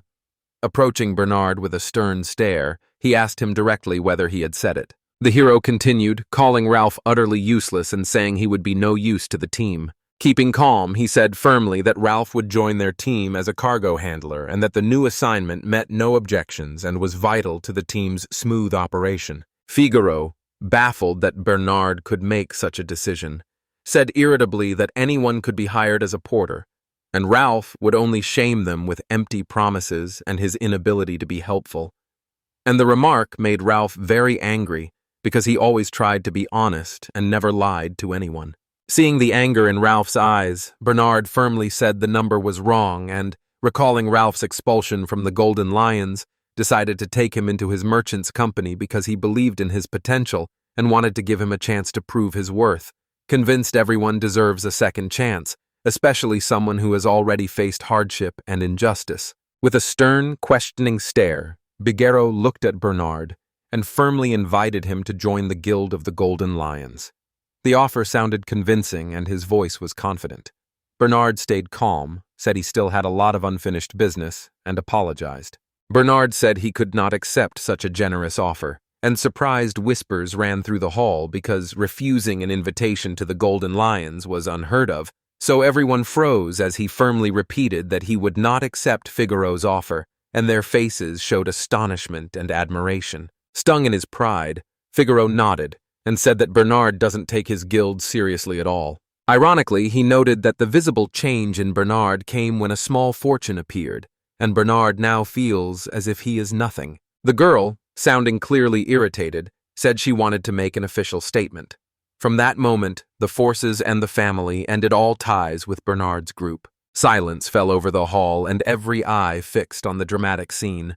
Figaro clenched his fists and struggled to contain his anger. Without a word, he left the guild and slammed the door so hard it echoed across the neighborhood. Worried about what happened, he looked at Bernard and asked if things would be all right, and Bernard reassured him that Figaro's father was head of the Forsen family, and they had plenty of other trading partners if no deal was reached, then added with a slight smile that there was no need to worry, and they could let Figaro show off a little. At the counter, seeing the tension ease, he suggested continuing the paperwork. With gratitude in his eyes and feeling the warm support of his new companions, he took a deep breath, gathered his courage and resolve, and confidently signed the document. The gesture marked his official joining of the brave company of adventure merchants. The woman at the counter noticed his resolve, smiled, and welcomed Ralph, announcing he was now officially recognized in that role. Standing beside him, he offered his hand with a look of confidence and hope for successful collaboration. Bernard Lee squeezed the hand firmly, feeling strength and support in the gesture. The moment became a turning point for his new path. They exchanged firm looks full of resolve and faith in the future. He glanced at the counter and, with a serious expression, spoke to the girl behind the guild desk. Her eyes showed the experience and confidence that come from years on the job. Trying to stay determined, he politely asked if they had any magical crystals available. Remaining professional, she raised an eyebrow thoughtfully, pulled several thick books and documents from under the counter, and began to read them carefully. After a few minutes, she looked up and reported that about 3,000 magical crystals were currently stored in the warehouse. Bernard, used to big deals, was briefly surprised, then quickly composed himself, smiled, and said confidently that he would buy them all. Not expecting such a large order, she froze for a moment to process what she'd heard, her eyes widening in surprise before she quickly returned to professional composure and nodded politely. Nard asked that the crystals be handled carefully, stressed each one cost 300 guard, and checked whether that price would be acceptable. The girl mounted her horse again and asked them to wait a moment so she could finish the necessary paperwork. Ralph, standing nearby, glanced at Bernard with concern and asked if he was all right, since so many crystals seemed excessive. Bernard smiled softly and explained that once Ralph absorbs their power, he will be able to develop his regeneration skill. He assured Ralph it was an important investment in his future, and explained the monster spews a consuming flame so powerful they had already lost hope of defeating it. The words filled Ralph with deep gratitude, and he was about to thank Bernard when someone else approached him. The guildmaster, Mr. Fren, a man with striking looks, wise eyes, and a confident stance, greeted them, gave a faint smile, and asked Bernard whether he really planned to buy all the magic crystals. Bernard confirmed. Bernard followed the guide to a shadowed corner of the warehouse where huge barrels stood filled to the brim with glowing magical crystals, their light falling softly on the wooden walls and creating a mysterious, enchanting atmosphere. And Fran whispered that the guild did not know how to use the crystals, and warned that if they were thrown away, wild beasts could get to them and turn into dangerous monsters. Bernard assured his friend they would handle the crystals carefully and responsibly. Studying Bernard's and Ralph's faces closely, he asked with a hint of suspicion why they needed so many crystals. Ralph, tense, wondered what Bernard would say in reply. Calm and confident, Bernard said he would find a proper use for the crystals, but he could not reveal all their secrets because he was fulfilling a request from an acquaintance. Encouraged by the reply, he gave a faint smile and said he completely trusted Bernard, promising to prepare all the necessary documents and crystals for the transfer. Bernard thanked Fran for his cooperation and asked him to take the payment for the crystals from the guild's personal account. Fran nodded without a word and began writing down the important details. Before Bernard stepped back, Fran unexpectedly called out to him. Seriousness and determination showed in Franz's eyes as he quietly said he had a small request and explained that a new dungeon had been found near the city. From then on, monsters started appearing nearby, and he wanted to learn as much as he could about the dungeon. He said Bernard was the only one who could do the job, the city's best adventurer, so Franz, his voice urging action, asked if they could count on his help, and Bernard exchanged a look with him, weighing the idea of entering the dangerous dungeon while aware how hard the preparations would be. Bernard listened to Fren, thought for a moment, and decisively said he would accept the offer, but asked for some time to prepare because the mission needed a careful plan, and requested 3 million guards as payment, promising to raise it to 4 million if the mission succeeded. Seeing the demands were reasonable, the friend nodded and promised to prepare everything needed for this difficult mission. Fran gratefully acknowledged Bernard's agreement and said he also wanted to reward Ralph for his important role in discovering the dungeon. He stressed that Ralph's information could help the research move much faster and be more successful. Fran offered Ralph 2.5 million coins and the right to take whatever they found in the dungeon, plus another 3 million coins if they cleared it, making the deal even more attractive. Ralph Lowe looked at Bernard, realized the importance of the offer, and agreed at once, seeing it as not only a great chance for the team, but also an opportunity to show his skills and grow. Ralph nodded gratefully to Bernard and offered his experience and knowledge to help with the trip through the dungeon. Leonardo, recognizing the value of the offered help, nodded again and said they would accept the request, and Fran thanked him for the resolve and willingness to take on the challenge. He saw relief in Leonardo's eyes and hoped this was the team that could handle it, while Arya watched from the shadows with a look of curiosity and mild worry, tracking every move and word because she knew Ralph and Bernhardt faced serious trials and that these events could change their lives, so she decided to follow them and become part of this important story. A man carefully stacked the barrels of crystals one by one. His hands slid confidently along the smooth wooden surfaces as he secured each barrel, because every crystal mattered and any barrel of valuable cargo could determine their future. Time passed, and finally, after the loading was finished, Ralph stepped off the train. A light sweat dotted his face, but his eyes shone with satisfaction at the job done. Approaching Bernard, Ralph calmly reported that the crystals had been loaded. Bernard looked grateful and praised Ralph for his effort and diligence, knowing how important this part of the mission was. He then reminded Ralph that Vanessa and Elsa had gone to the weapons shop and suggested Ralph join them. Bernard realized the trip would require a large investment, pulled out a small pouch of money, and handed it to Ralph. Feeling the coin's weight in his palm, Ralph understood it as a sign of Bernard's trust and support.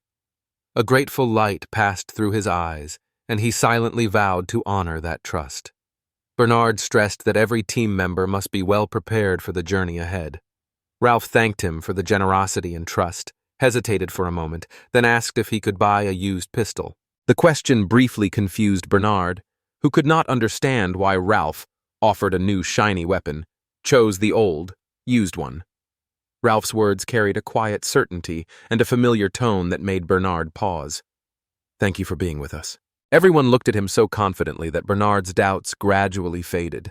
The look showed something that convinced him Ralph's decision was right. Perhaps Ralph relied on experience or knowledge Bernard had not yet grasped. In the end, he trusted his friend and gave Ralph full freedom to buy whatever he thought necessary. Ralph felt joy and relief. It mattered to him that his choices and decisions were met with understanding and support. Standing at the threshold of a new role as merchant and adventurer, he knew he needed not only skills, but proper equipment. Vanessa, fire in her eyes, announced that she and Bernard would go to the guild to file a delivery request and find a new assignment. Her determined look and smile promised new adventures, and she added she would try to choose a monster hunting task. They chatted and walked to the arsenal. On the way, Ralph thought over his choice, picturing himself selecting swords and daggers and carefully checking their balance, sharpness, and how they felt in his hand. Ralph was intercepted the moment he entered the armory. Apologizing for the delay, he looked up and froze. Elsa and Vanessa stood before him in clothes more suited to a party than to battle. Vanessa smiled and asked Ralph whether he liked how Elsa looked in her new outfit. Startled by the unexpected sight, Ralph turned away at once as his face flushed. Trying to figure out why they were dressed that way, his thoughts became confused. Seeing his embarrassment, NASA said they just wanted to dress Elsa up a bit and add variety to their daily tasks. Still smiling, she offered to wait outside so they could focus on choosing weapons. Ralph and Elsa nodded, and Vanessa went outside. Left alone, the two returned to the main task. Soon, Ralph picked a few samples and carefully laid them on the counter. Smith smiled warmly when he saw their choice, noted he had heard about their current work as merchants under Mr. Bernard, and offered them a special discount. The armorer inspected the old swords and daggers Ralph had laid out on the counter, raised his brows in surprise, asked why they needed those old blades, and offered new shiny ones instead. And Ralph confidently said their current arsenal was enough. Remember how you saw determination in Ralph's eyes and noted that they were odd guys, but respected clients. Ralph kept scanning the rows of weapons along the shop walls and stopped at a corner where old, battered swords, daggers, and other arms lay in a messy pile, clearly more than on his last visit. And when the armorer noticed Ralph's interest, he came over and explained that adventurers often leave their old gear behind to avoid extra weight. So after a brief thought, Ralph said he would take all those old items, which surprised the armorer and made his eyes widen. Noticing the armorer's surprise, he nodded and explained that Mr. Bernard had asked him to collect as much weaponry as possible. The forged suits of armor kept catching his eye, so he grew curious and asked why they needed so much old weaponry.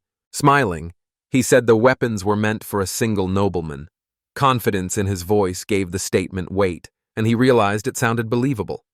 Bruni, sensing his honesty, supported him and even suggested that Ralph and Bernard might be raising their own force. He smiled as he pictured their armed force growing into a large army. He explained that all nobles are the same in their desires, always wanting more for less. A slight irony showed in his words, and the armorer, noticing it, laughed quietly. Then the master said he would prepare everything for transport and began filling out the paperwork and doing the calculations. Soon Ralph and Elsa returned to Bernard's train. Slightly out of breath, Ralph apologized for the delay, but Bernard interrupted him and praised them for doing an excellent job.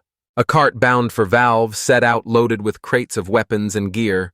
Bernard, inspecting the purchases, admitted they had bought a lot and asked how much it all cost, and Ralph, smiling slightly, replied the total was just 600,000 guards. Leonardo nodded with satisfaction and praised Ralph's business sense, noting he was beginning to show a real talent as a merchant. Stanza, standing nearby, also noticed Ralph, and he laughed shyly, feeling warmth and support from friends. Looking into the van, Vanessa saw only equipment and weapons, and her eyes settled on the empty spot where the red dress Elsa had tried on should have been. So Vanessa, curious, asked why Elsa had not taken it, and Elsa smiled slightly and said she did not need it, her voice modest and unsure. Not satisfied with his answer, NASA approached Ralph and quietly whispered that a real man should cater to every wish of a girl.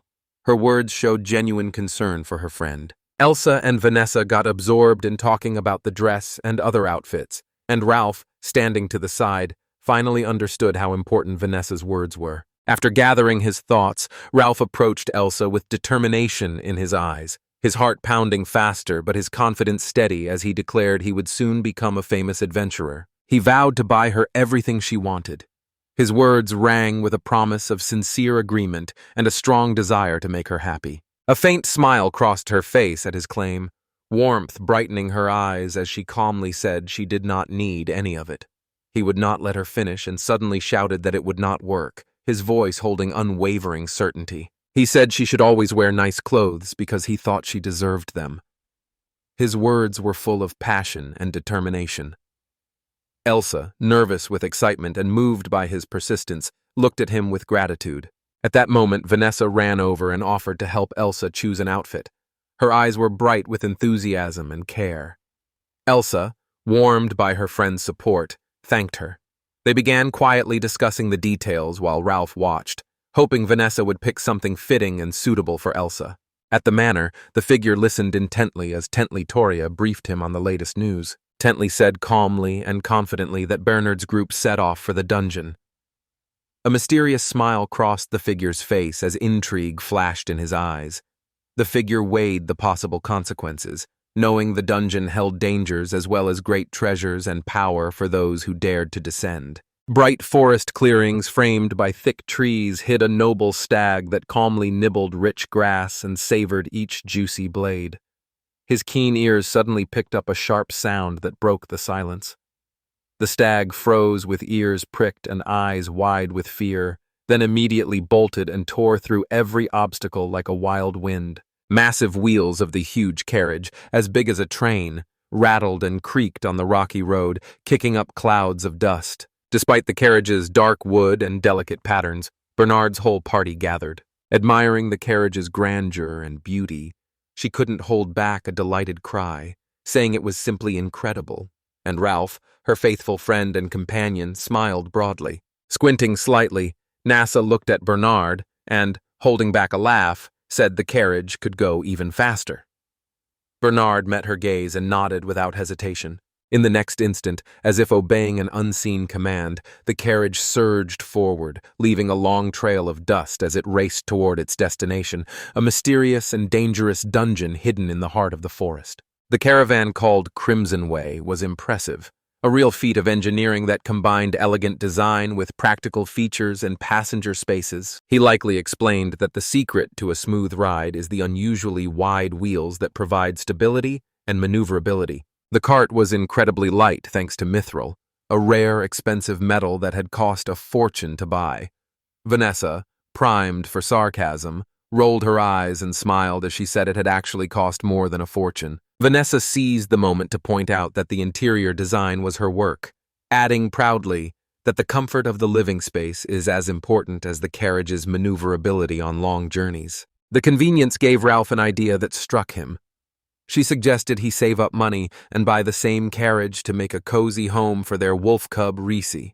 Ralph seized the idea and immediately began thinking about the possibilities. He imagines traveling with Elsa in a small cart, savoring every moment together, and the idea seems deeply romantic and appealing to him. Elsa suddenly saw they were getting close to the dungeon, and her excitement rubbed off on Ralph. Seeing the danger, they shouted to Bernard in unison, demanding he stop the carriage. Bernard pulled on the reins and strained every muscle to hold back the powerful horses that raced on, leaving bloody tracks behind them. 4 of them stepped slowly out of the carriage, enjoying the last moments before the challenge, and stood at the edge of a forest clearing where green grass faded into dark earth, a reminder of the recent magical storm. Ralph stepped forward first, stared at the black hole in the ground that Elsa had recently created with her powerful ability, then pointed to the spot and explained that this was where they had found the entrance to a deep, hidden dungeon. Inar, a little behind the others, whispered that after long searches and setbacks they had finally found a new dungeon. His eyes shone with excitement, and his hands trembled with anticipation. Vanessa noticed and said he was clearly excited. Knowing how important careful preparation is, Bernard told Rolf to raise his regeneration so he would be ready for anything, and Rolf agreed without hesitation, knowing every improved skill could be decisive in the upcoming campaign. At the vats filled with magical crystals, Elsa studied the effort and resources Bernard had invested in them. When she realized the crystals could be key to their success, she decided not to waste time. Focused, she began breaking the crystals one by one, releasing their powerful magic. Whenever Elsa shattered a crystal, waves of energy spread out and bathed the area in magical light. Ralph absorbed the energy and felt his strength grow, and the system announced his regeneration skill reached level 10, and a new skill called Choose Quantity appeared. When I noticed a sudden change in his behavior, I asked what had happened. Ralph said he now sees a saturation number above the crystals that opens new possibilities. At first, a 1 appeared above the crystal container, then it went up to 2. Enthralled by the discovery, they encouraged Ralph to absorb several crystals at once to test the limits of his new abilities. Ralph focused, and the crystals suddenly rose from their places as if obeying his will. Everyone around was stunned by the sight. Without hesitation, Elsa smashed all the crystals, releasing even more energy. His power surged many times over, and he realized he could now absorb several crystals at once with a new ability.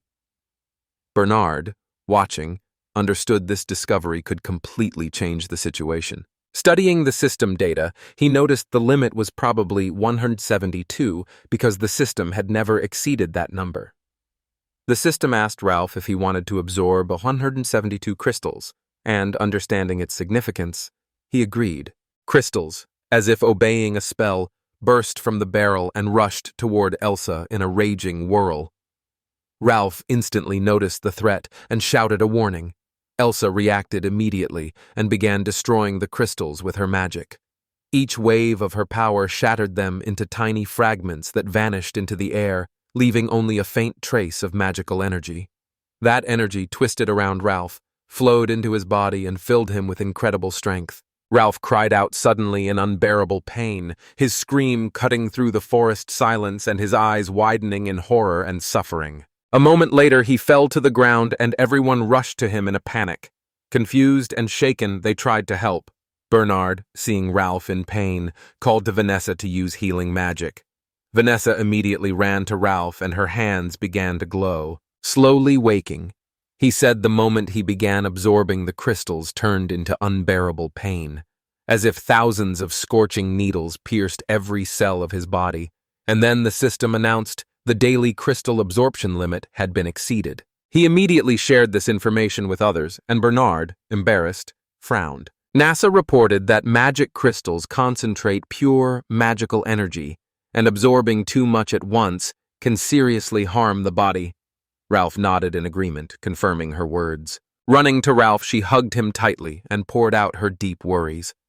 Ralph reassured her that everything was fine now and there was no reason to worry. One of them smiled in relief and suggested counting the remaining crystals to find out how many more could be absorbed. Vanessa, acting as the counter, carefully counted the crystals and announced that 2,700 remained. Of the original 3,000, Ralph had absorbed only 300. Bernard frowned and said that to avoid further pain and exhaustion, Ralph can safely absorb no more than 299 crystals per day. He realized that fully absorbing the remaining crystals would take 9 days, and Bernard insisted Ralph must raise his skill level before entering the dungeon, which would require time and effort, leaving Ralph pained at the thought of lost time and opportunities. Bernard, as a true leader, reminded everyone that a leader's main duty is to care for the health and safety of the group, and suggested using this time for intensive training to prepare for the upcoming trials in the dungeon. Hard declared firmly that from the next day they would begin intensive training. His voice was resolute like a commander ordering troops before a crucial battle. Raoul, Finn, and Elsa, aware of the task's importance, nodded confidently and backed the plan, knowing every minute of preparation could decide their future adventure. Looking up, she saw the sun slowly slip below the horizon, painting the clouds in golden-pink hues. Her face glowed in the soft sunset light, and with a smile she invited everyone to dinner, which they accepted with joy and relief, because after a busy day they needed time to recover and enjoy a moment of calm. The next morning, as the sun began to light the camp, Ralph felt refreshed and alert. His regeneration skills had improved greatly, and he intended to test his new abilities. Morning training was held under Bernard's close watch, and the first task was to determine the range of Ralph's abilities. Ralph focused and began to show his skill. The swords, as if obeying his will, rose into the air one by one. They found the ability's range was about 10 steps. Vanessa stood confidently in front of them and suggested moving on to the next stage of training. A massive stone golem loomed behind Vanessa, its grim presence inspiring both fear and respect. She suggested starting the training session, and a slightly nervous Ralph and Elsa nodded in agreement. The monster charged after them, smashing everything in its path and forcing them to move at top speed with precise coordination. For 10 minutes they dodged the golem's blows, trying to avoid its devastating attacks. They watched what was happening. Vanessa was ruthless in her actions, but it helped them gain combat experience.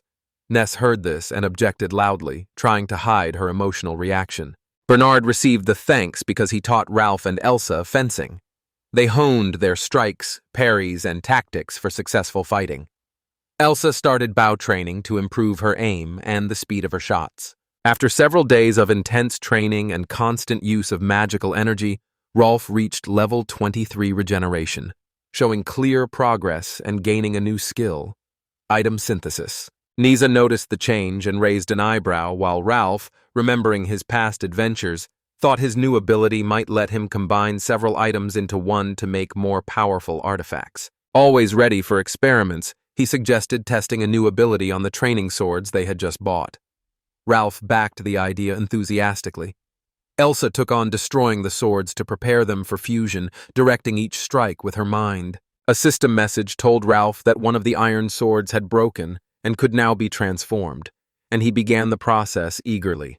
Unable to affect the new item's quality, Ralph decided to take the risk. Within seconds, the synthesis finished, and a new iron sword appeared in his hands. The system reported his attack power had increased by 10 units, and the sword's value rose to 5,000 guards. Raise the sword slowly and feel its growing power. The blade's metal caught the sun, and light danced across its surface, marking the importance of the moment. He swung the sword, and every muscle in his body felt new power. Bernard stood nearby, watching Ralph with admiration and wonder, and could not believe his eyes when the sword made by fusion became much stronger without the blacksmith's help, opening new possibilities and prospects. Still stunned, he asked Ralph whether it was possible to strengthen the sword further. Ralph, aware how important those prospects were, explained that every enhancement has a certain chance to succeed, but if 2 attempts fail, the item may break. The news made Bernard respect Ralph's skill even more. Studying the sword and weighing the risks, he admitted he had never seen an item with a +1 enchantment before. As an experienced master, he could see the sword was far more powerful, and he added that such a weapon should not be sold in ordinary shops. With a serious look, he explained that items enhanced by magical fusion could arouse suspicion, and Ralph nodded, realizing they needed to keep their new skills and artifacts secret to avoid unwanted attention. Elsa looked at Bernard and noticed his striking gaze. A deep, strange red filled his eyes and seemed to hide a secret. She agreed that it could be true. Art caught her attention, and jokingly pointing at the painted eye, she said it must be the one they meant, then began enthusiastically describing its features. Art saw someone watching him, and explained that his unusual eye had a rare ability that let him judge the true value of things, tell fakes from treasures, and predict an enemy's strike, making him invaluable in battle. Bernard was surprised to hear that, since that was how Bernard earned the nickname Red-Eyed among his friends. Noticing Ralph's surprise, Bernard pointed out that Ralph was also beginning to show increasingly unexpected abilities. Alpha agreed, but admitted sadly that his impressive skills were not always useful in battle. He hoped Elsa would always be by his side because her support meant everything to him. Smiling, he thanked her with a look. Nessa, with her usual wit and honesty, said it was probably fate. Nessa's gaze fixed on Ralph, her eyes shining with challenge as she cautiously suggested he consider what would happen if Elsa left, implying he would be helpless without her, and Ralph faltered at the thought, feeling her words hit his ego and shake his confidence. At that moment, Elsa could not hold back her emotions. Her voice trembled with anger as she declared she would never leave Ralph. Nessa saw their reaction, smiled, and added warmly that she understood, and they would always be together. Vanessa's face grew serious, and looking at Ralph, she warned that groups like theirs rarely last long and could one day fall apart, and Ralph took it to heart, realizing life is full of surprises and even the strongest bonds can break, a thought that made him consider the future, though Vanessa quickly shifted back to urgent matters. Vanessa suggested they prepare for the next phase of training. Then, as if by magic, huge groups of golems appeared behind her, their stone bodies rising into the sky in a haunting sight. She ordered everyone to be ready for training. They were stunned by the sheer number of golems. The sudden arrival of so many enemies forced them to act fast. Dodging attacks, they ran as the golems smashed everything in their path. This was anything but training. When the dust settled and training ended, they returned to camp exhausted but determined and dove back into making new items to improve their weapons. When the work was finished, Bernard moved closer to inspect their efforts and was impressed by the quality of the new swords. Their shine and vibrant aura showed the great power inside them. He said he had never seen so many legendary items in one place. Proud of his achievements, he explained he had improved every item with fusion regeneration and admitted some broke during the process, which was an unavoidable risk. After days of non-stop work and training, Ralph absorbed all the crystals and raised his regeneration to level 25, his passive skills growing with each level while the system awarded stars to mark the rarity and power of his abilities, and more stars meant greater effectiveness, a major achievement that opened new horizons of power and possibility. At first, holding the sword, He was stunned to see a real legendary weapon, and thought of the blacksmiths who spent decades crafting such masterpieces while Ralph had made it in minutes. He realized selling those swords in large quantities would flood the market and drive prices down. First, he went to a massive stone pillar and tied a strong rope around it. To the team, he explained that each person must tie a rope to themselves. It was a precaution in case someone got lost or trapped in a flooded part of the dungeon.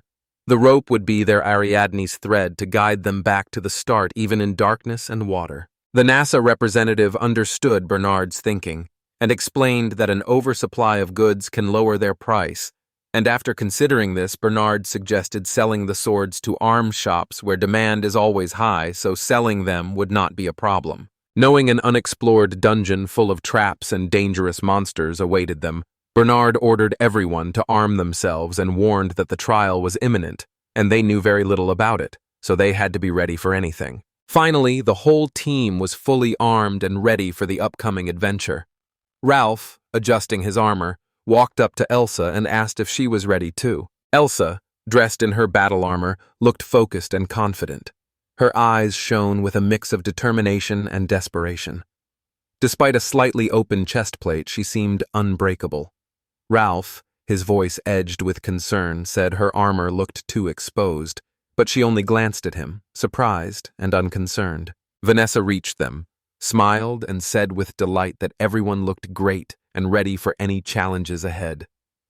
Bernard checked his weapon, scanned the group, and asked if they were ready. Ralph felt a wave of anger. They moved together toward the dungeon entrance.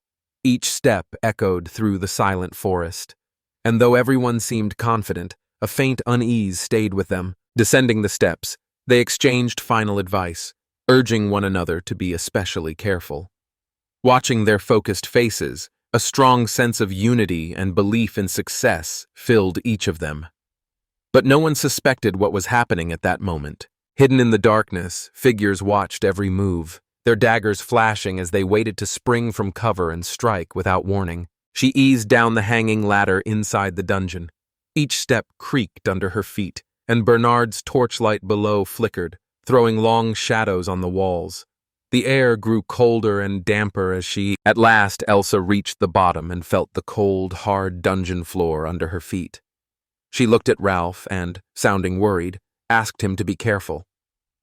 Ralph came down last, steady but cautious. Bernard held up a torch to light the dark corners and suggested they start exploring, and the group moved into the dungeon's endless labyrinths. Move forward, alert to every rustle. Flickering torch shadows danced across the walls, turning ancient symbols and runes into living shapes. The smell of damp old stone filled the air with mystery and danger. Ralph led them down winding dungeon corridors lit only by torchlight. Each step sounded muffled, heightening the sense of age and secrecy. At last they entered a wide chamber with a crystal orb on a pedestal. Ralph stopped, pointed to the empty spot, and explained a sphere had once rested there. His quiet, steady voice filled the space as he said the corridor ahead should open into another room Elsa had found with her ability to destroy. The next goal waited ahead, but the path to it proved unexpectedly hard. They moved closer to the planned spot. Their footsteps suddenly died away, swallowed by the sound of splashing water. A flooded passage opened before them. Dark, murky water blocked the way. It looked wrapped in a glass shell.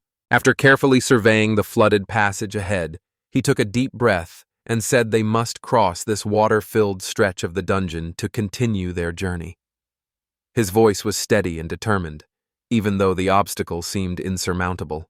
Bernard watched Vanessa closely, squinting, and asked her to cast the underwater breathing spell. Vanessa wasted no time, nodded, lifted her elegant wand, closed her eyes and focused on the spell, then spoke the magic words in a calm, steady voice, and the wand soon glowed with a soft, dazzling light. In that instant, the whole squad felt a magical energy surround their bodies and give them unusual abilities. The sensations were strange, almost magical, like they had become part of another reality. As the light cleared, Vanessa opened her eyes, smiled, and explained that they could now all breathe underwater. Without delay, the group dove into the cool waters of the underground lake. Elsa was thrilled, breathing underwater as naturally as on the surface, enjoying the new sensation and admiring Vanessa's magical abilities. The group edged forward through a narrow passage where the water gently cradled their bodies, making them feel safe. Although the path seemed endless, they did not stop. As they took in their surroundings, Bernard spotted a small slit in the stone wall and signaled the others to swim toward it cautiously.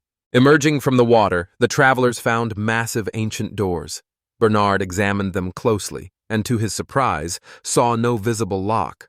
Suspecting a trap, he urged everyone to be careful. Quietly, he turned to Elsa and reminded everyone who had always trusted Bernard's instincts that his father had always warned against situations like this. Worried, Nessa asked Ralph not to forget to check the rope, their only way back. Ralph nodded and went to the rope. As he moved to tie the rope to a solid rock, something odd caught his eye.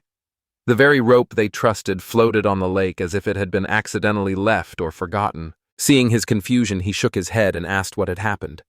Ralph pulled the rope out of the lake and could not believe his eyes. It was snapped. The travelers discovered the rope they'd left as a marker had broken. Panic and confusion swept over them. Ralph was especially upset because he had tied the rope himself and was sure it would not fail. Vanessa came up to Ralph calmly but confidently and suggested they look more closely at the cut end of the rope. Beside Rolf, she pointed to the clear-cut marks on the rope. The rope was not torn, it had been neatly cut. She thought maybe that was where Devirus had been buried. Ralph thought it over. The news sparked a new wave of anxiety among friends. No one could understand who had done it or why.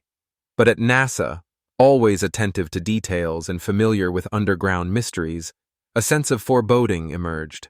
A cut rope would mean other adventurers were in the dungeon.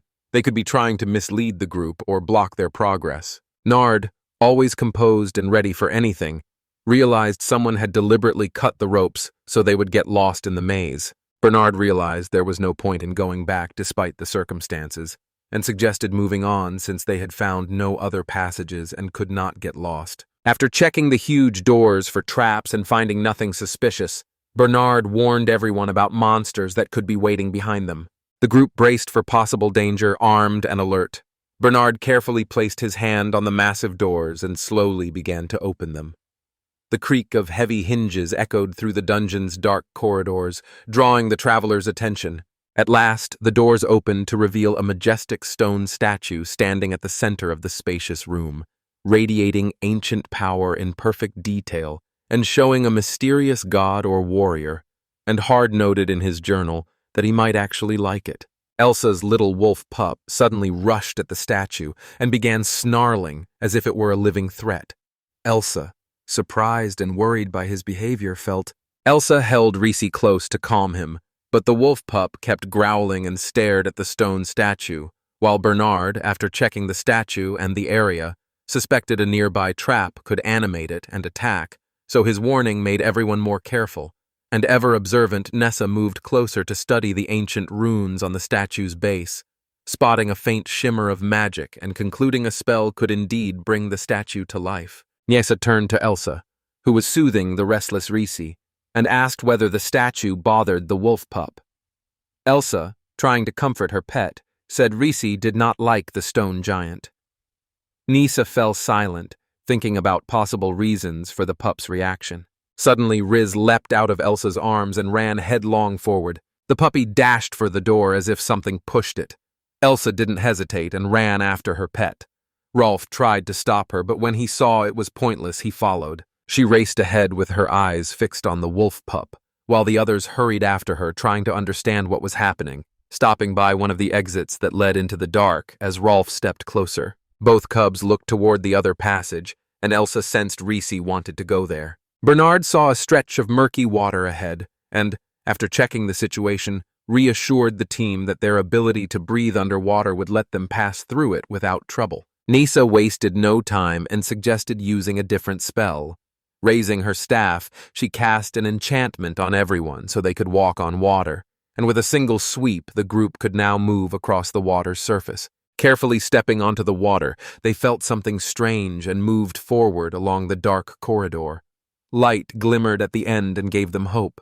The travelers stepped out of the dark corridor and saw a scene none of them could imagine. They found themselves on the shore of Lake Van, the vast water lying before them and shining in the sun like a huge sapphire, and the wolf pup, feeling free, ran happily to the water, leaving tiny paw prints in the soft sand. Gasping and looking around, they were stunned. Before them stretched Lake Van, a holy and legendary place. That meant the city of Ogdorvan they had heard so much about must be nearby. They could hardly believe their luck, standing amazed and utterly captivated by the sight. Levanisa, attentive to detail, noticed this might be an entrance to the dungeon rather than an exit. Her words alarmed everyone. They soon spotted an old tombstone nearby, covered in moss and the marks of time, and Vanessa stepped closer and gently touched the stone, noticing the inscriptions were in a divine language, and thinking the tombstone might be connected to Mr. Devirus. It turned out that Asif Dvirus was the god who created the world. Ralph confirmed her suspicion and said that alongside Devirus there is another god called the Great Beast, and Devirus is the one who blesses people. Vanessa looked at Bernard and asked him to read the tombstone inscription, hoping his knowledge would help solve the mystery. Bernard admitted he did not understand the divine language well, but he stepped closer and tried to interpret the ancient symbols. He could only make out part of the inscription that told of a friend who, along with someone else, created the world. The rest of the words were too damaged to understand. After reading the text, Ralph suggested it might be the grave of a friend who helped God. Bernard studied the inscription, shook his head skeptically, and said it was unlikely that God could have a friend in the usual sense. It was suggested that the memorial could honor both gods, but the meaning of the word friend remained unclear. Only Elsa, squinting and turning thoughtfully to the others, asked if they remembered the room with the statue. Surprise colored her voice. There had been a statue she believed represented the virus. A divine thought carried him to a place where two gods could be together, but over time every trace vanished into oblivion. Those thoughts were suddenly interrupted when Reissi ran up and barked loudly, drawing their attention. Anxiously, the wolf cub watched them, and Elsa wondered what might connect Reissi to the statue of the girl they had seen.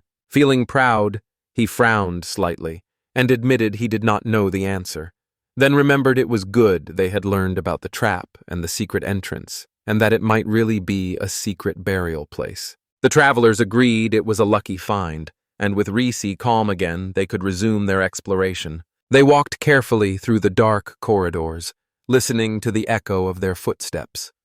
Bernard watched every detail and wrote down everything they encountered. The corridors felt endless, and each was full of mysteries, so they searched every corner and turned to avoid missing any important detail. After several exhausting hours of searching, they agreed to take turns leaving the dungeon, with Ralph leaving last. Hart looked at his notes with relief. They had encountered no monsters, and the dungeon map was nearly complete. They knew the exact route from the forest chasm to the entrance by Lake Van. When the session ended, he suggested the group stop for the day and resume the next day. Everyone agreed and chose to rest up for new discoveries.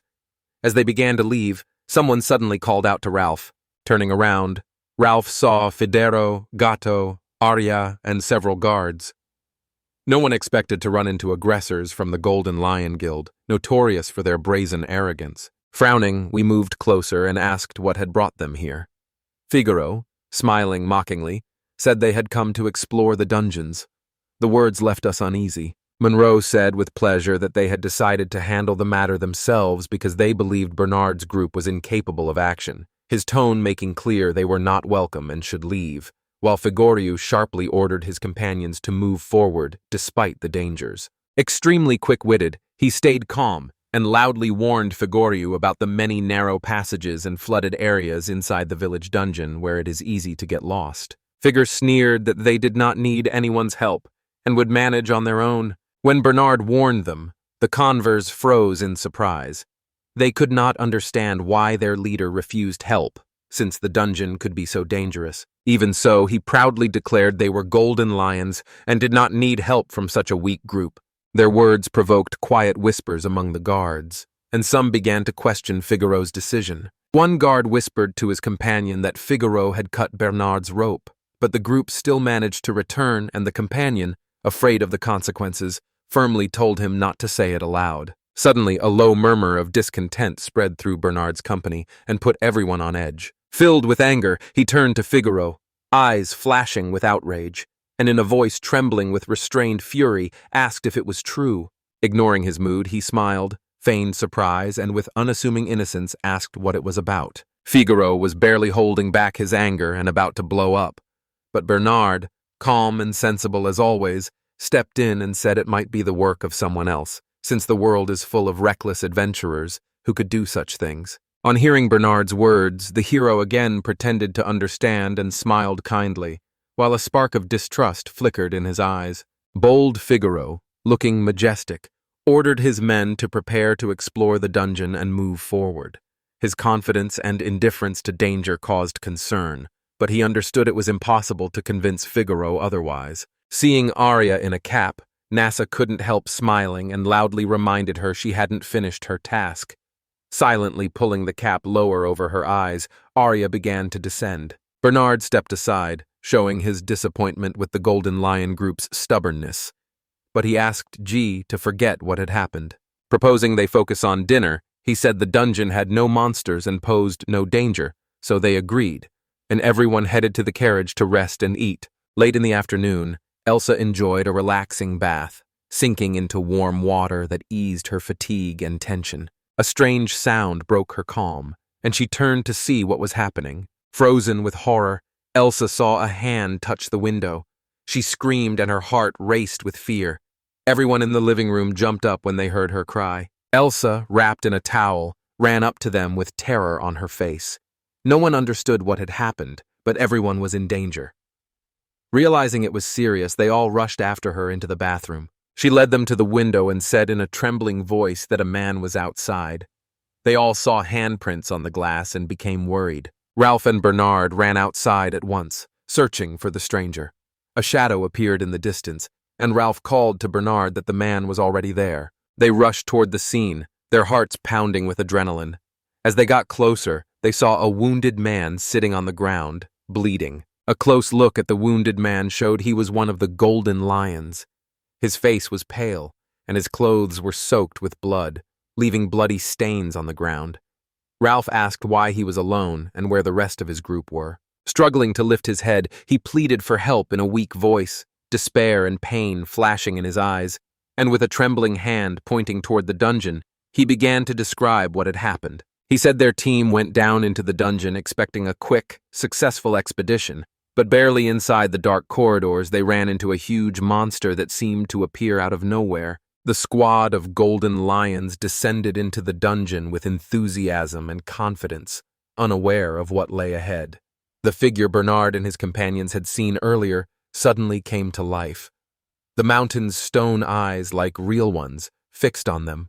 When it started to move, the Golden Lions panicked and ran off the stone mechanism, desperately trying to catch up with us. Their snakes immediately began to spew flames, and the tongues of fire spread through the narrow corridors, burning everything in their path. The hero was overwhelmed by the chaos around him. Arya leaned toward Gatto and whispered that it was time to go, and they, unwilling to risk their lives on a reckless adventure, began to run. Figaro, seeing them flee, shouted, unsure where they were heading. Looking over her shoulder, she shouted that this nightmare was his own fault. Gatto, still running, thanked him for the generous pay, but said he would not risk his life for him. The warrior said they were breaking the deal, and the figure O angrily threatened revenge. Godot smiled sarcastically and wished him luck, knowing the figure had little chance of success. Roaring with rage, the monster rushed at Godot, and its massive paws struck the wall with a powerful blow, shattering the stones and making it collapse. Never use the thunder from the heavens strike on Gatto. It can knock him off his feet and make him fall. Arya, running ahead, suddenly felt a slight shock, stopped, and turned when she heard Gatto's cries. Her eyes flashed for a moment, then she steadied herself and summoned a wall of ice to shield her companion from the monster's attacks. The ice curtain could not hold back the monster. A furious monster burst through the curtain and lunged at Arya, hitting her so hard she fainted and collapsed to the ground. Her body lay motionless and she seemed not to be breathing.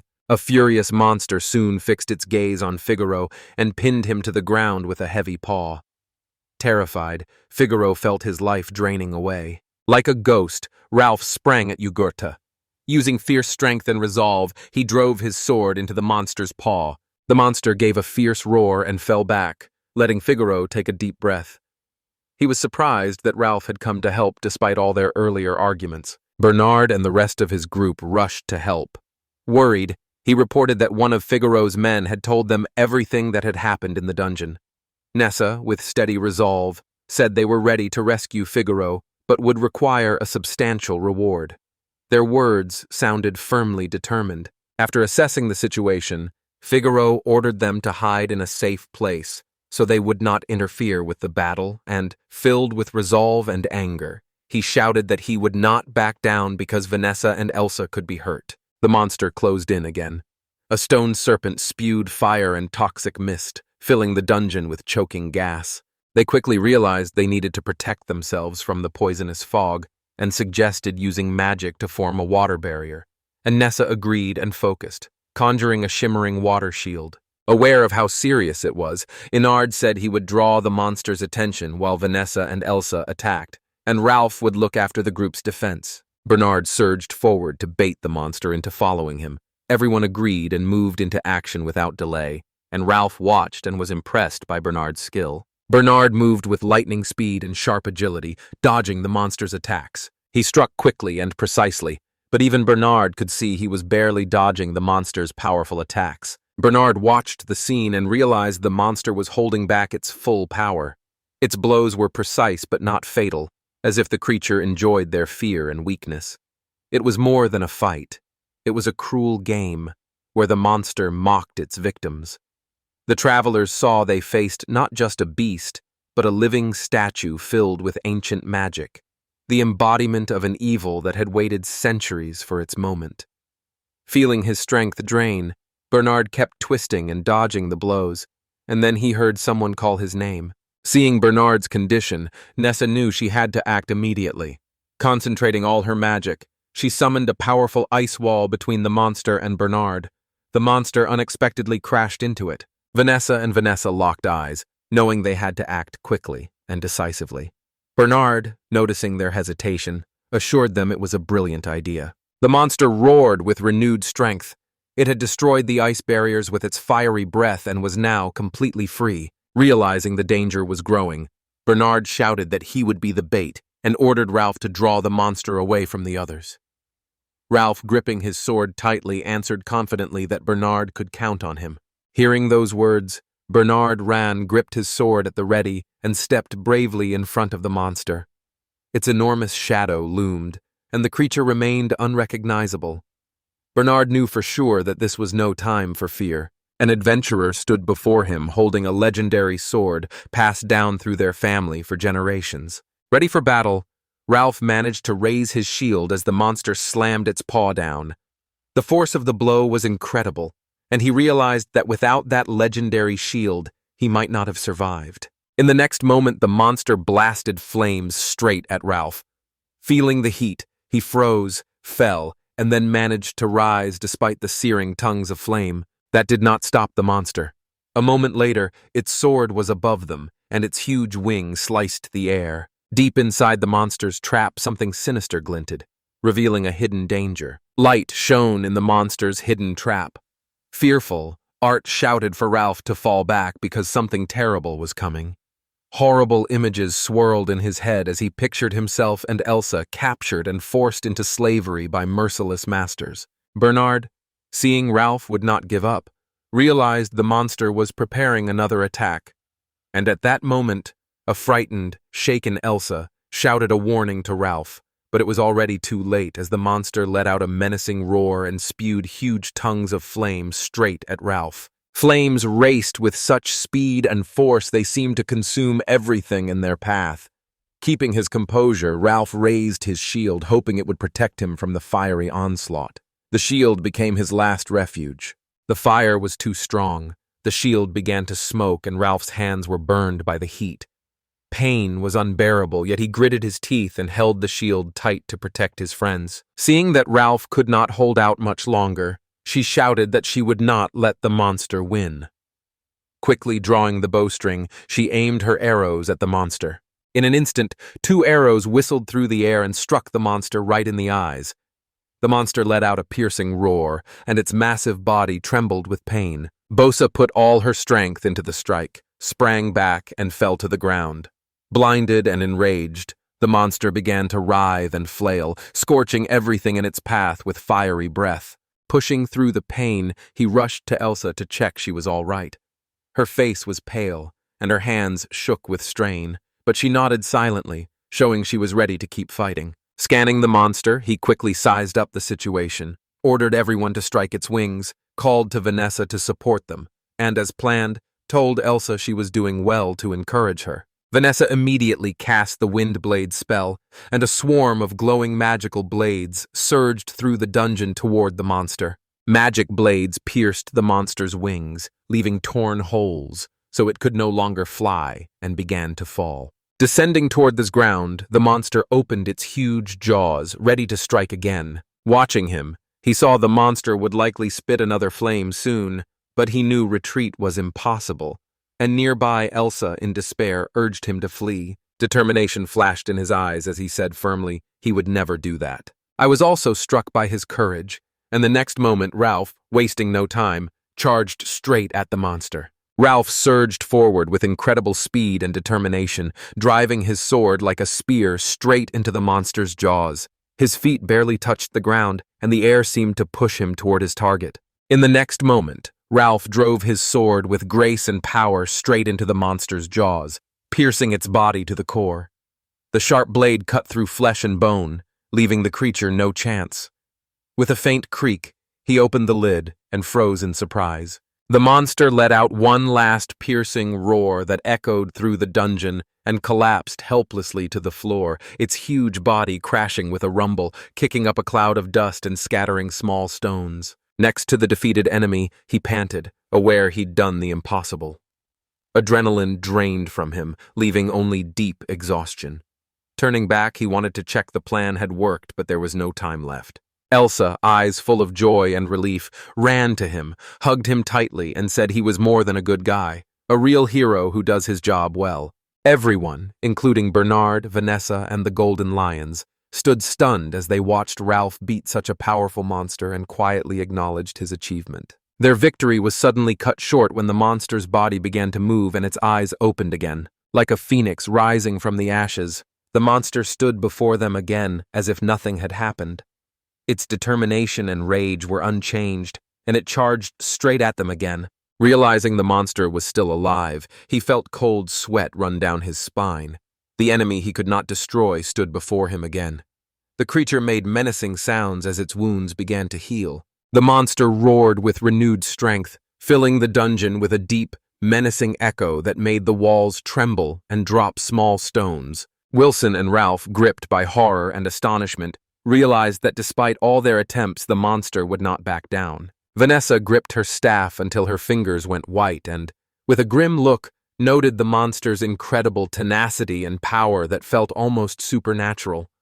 Bernard realized how serious the situation was and how useless their attacks had been, so he ordered everyone to fall back at once, hoping regrouping would give them a chance to survive and work out a new plan. Anger burned in her eyes as she shouted that she hated such stubborn monsters most, and waving her wand, she cast a pressure zone spell, channeling her magic into the air. A giant magical shield formed over the monster, pinning it to the ground with crushing force like an invisible giant hand. As the spell takes effect, praise Vanessa and note that the monster can no longer move. The joy was short-lived. The monster, roaring like an enraged god, pushed back Vanessa's attack, shattered the magical barrier, and scattered shards of magical energy throughout the dungeon. The monster lunged again, its menacing eyes burning with rage and hatred.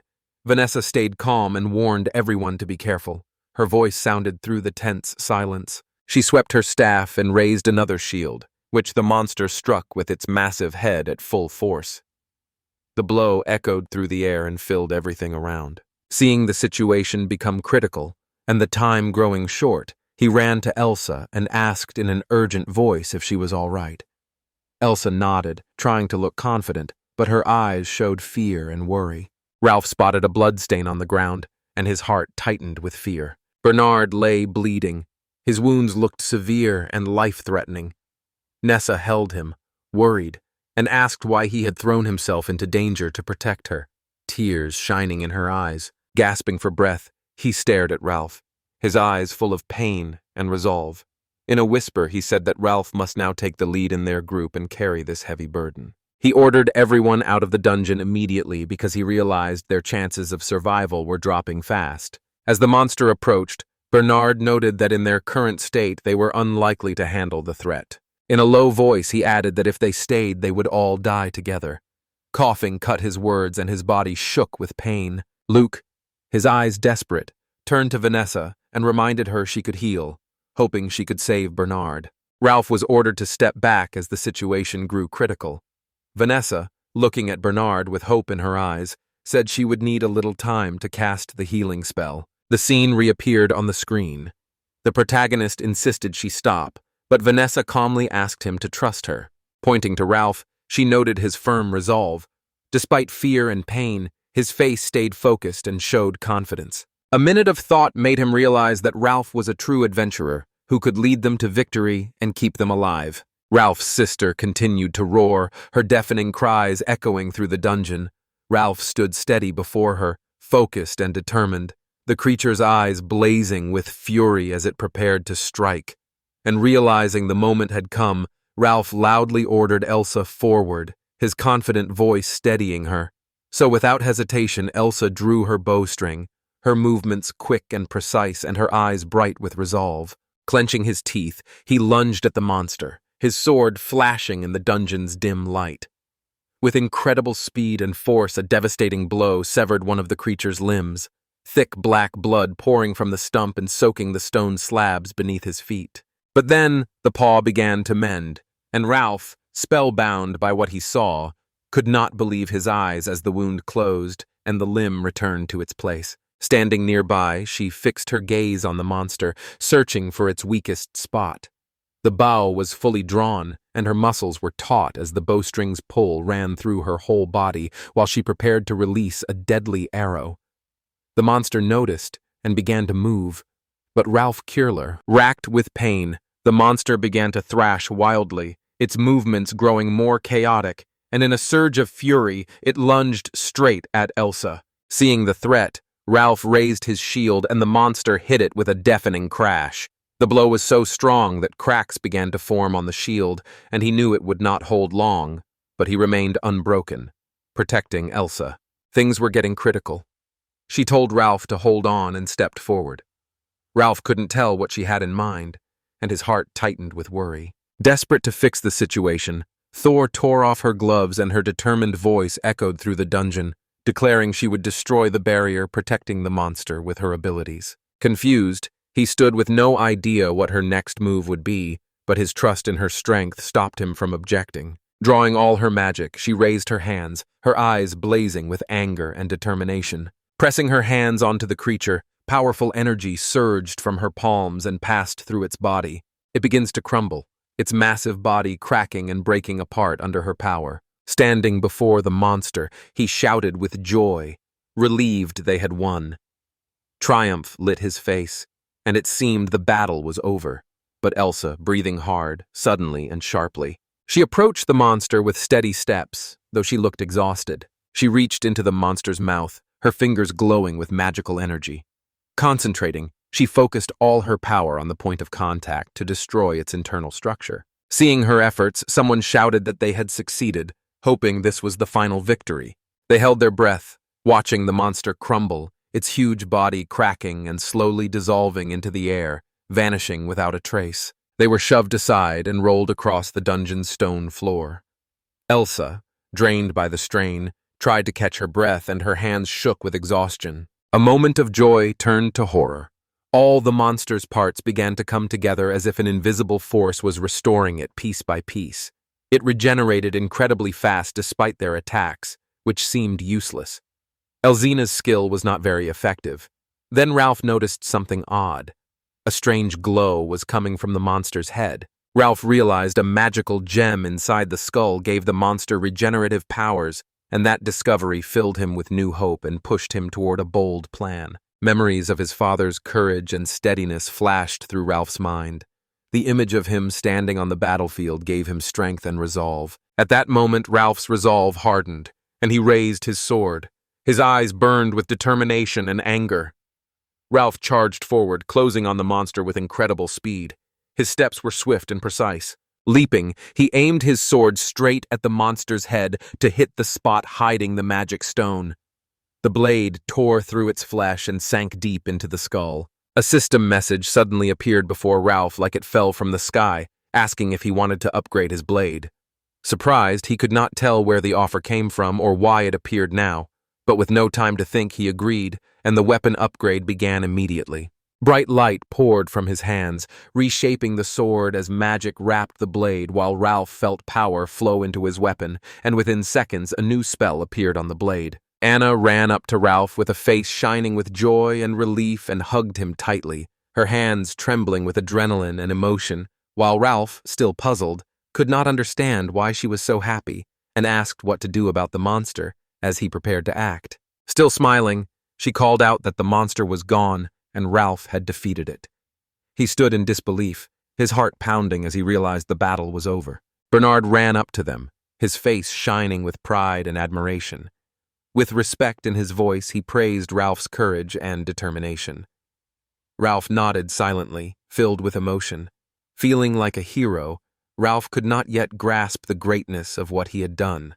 The groups huddled in the corner watched him with wonder and admiration, unable to believe that Ralph, whom they had seen as just a garbage man, had managed to defeat that terrible monster, and whose faces shone with admiration and respect. Vanessa saw their confusion and firmly ordered everyone to be quiet.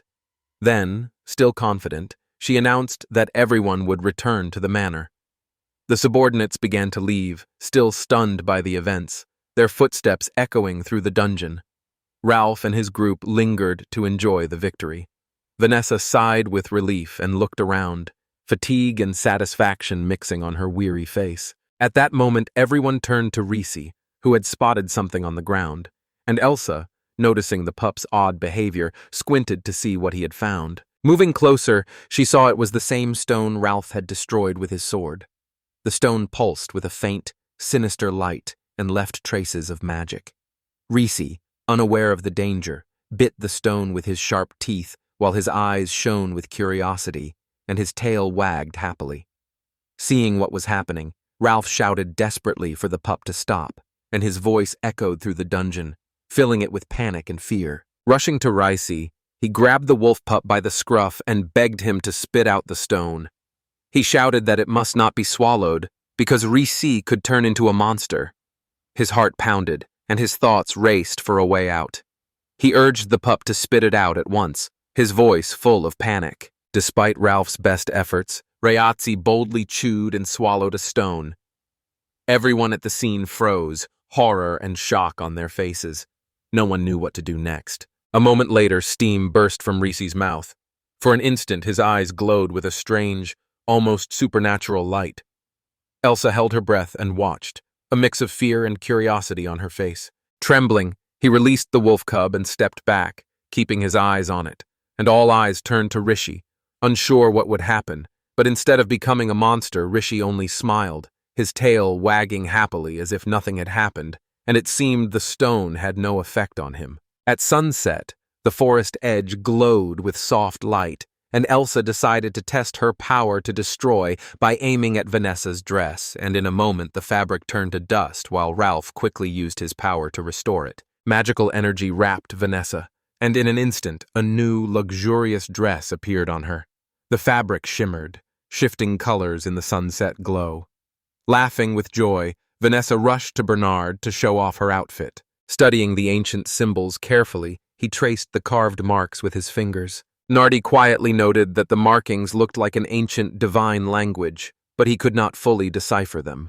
He decoded the phrase about a beam of light in impenetrable darkness and guessed the sword could greatly strengthen its bearer, and Ralph paused as his gaze grew more focused. Immersed in his craft and studying the runes on Wolf's sword, he quietly said they were surely a divine language. His eyes shone with wonder and curiosity, as if he had touched ancient secrets. He suggested the runes might be connected to a goddess, speaking in a calm, solemn voice.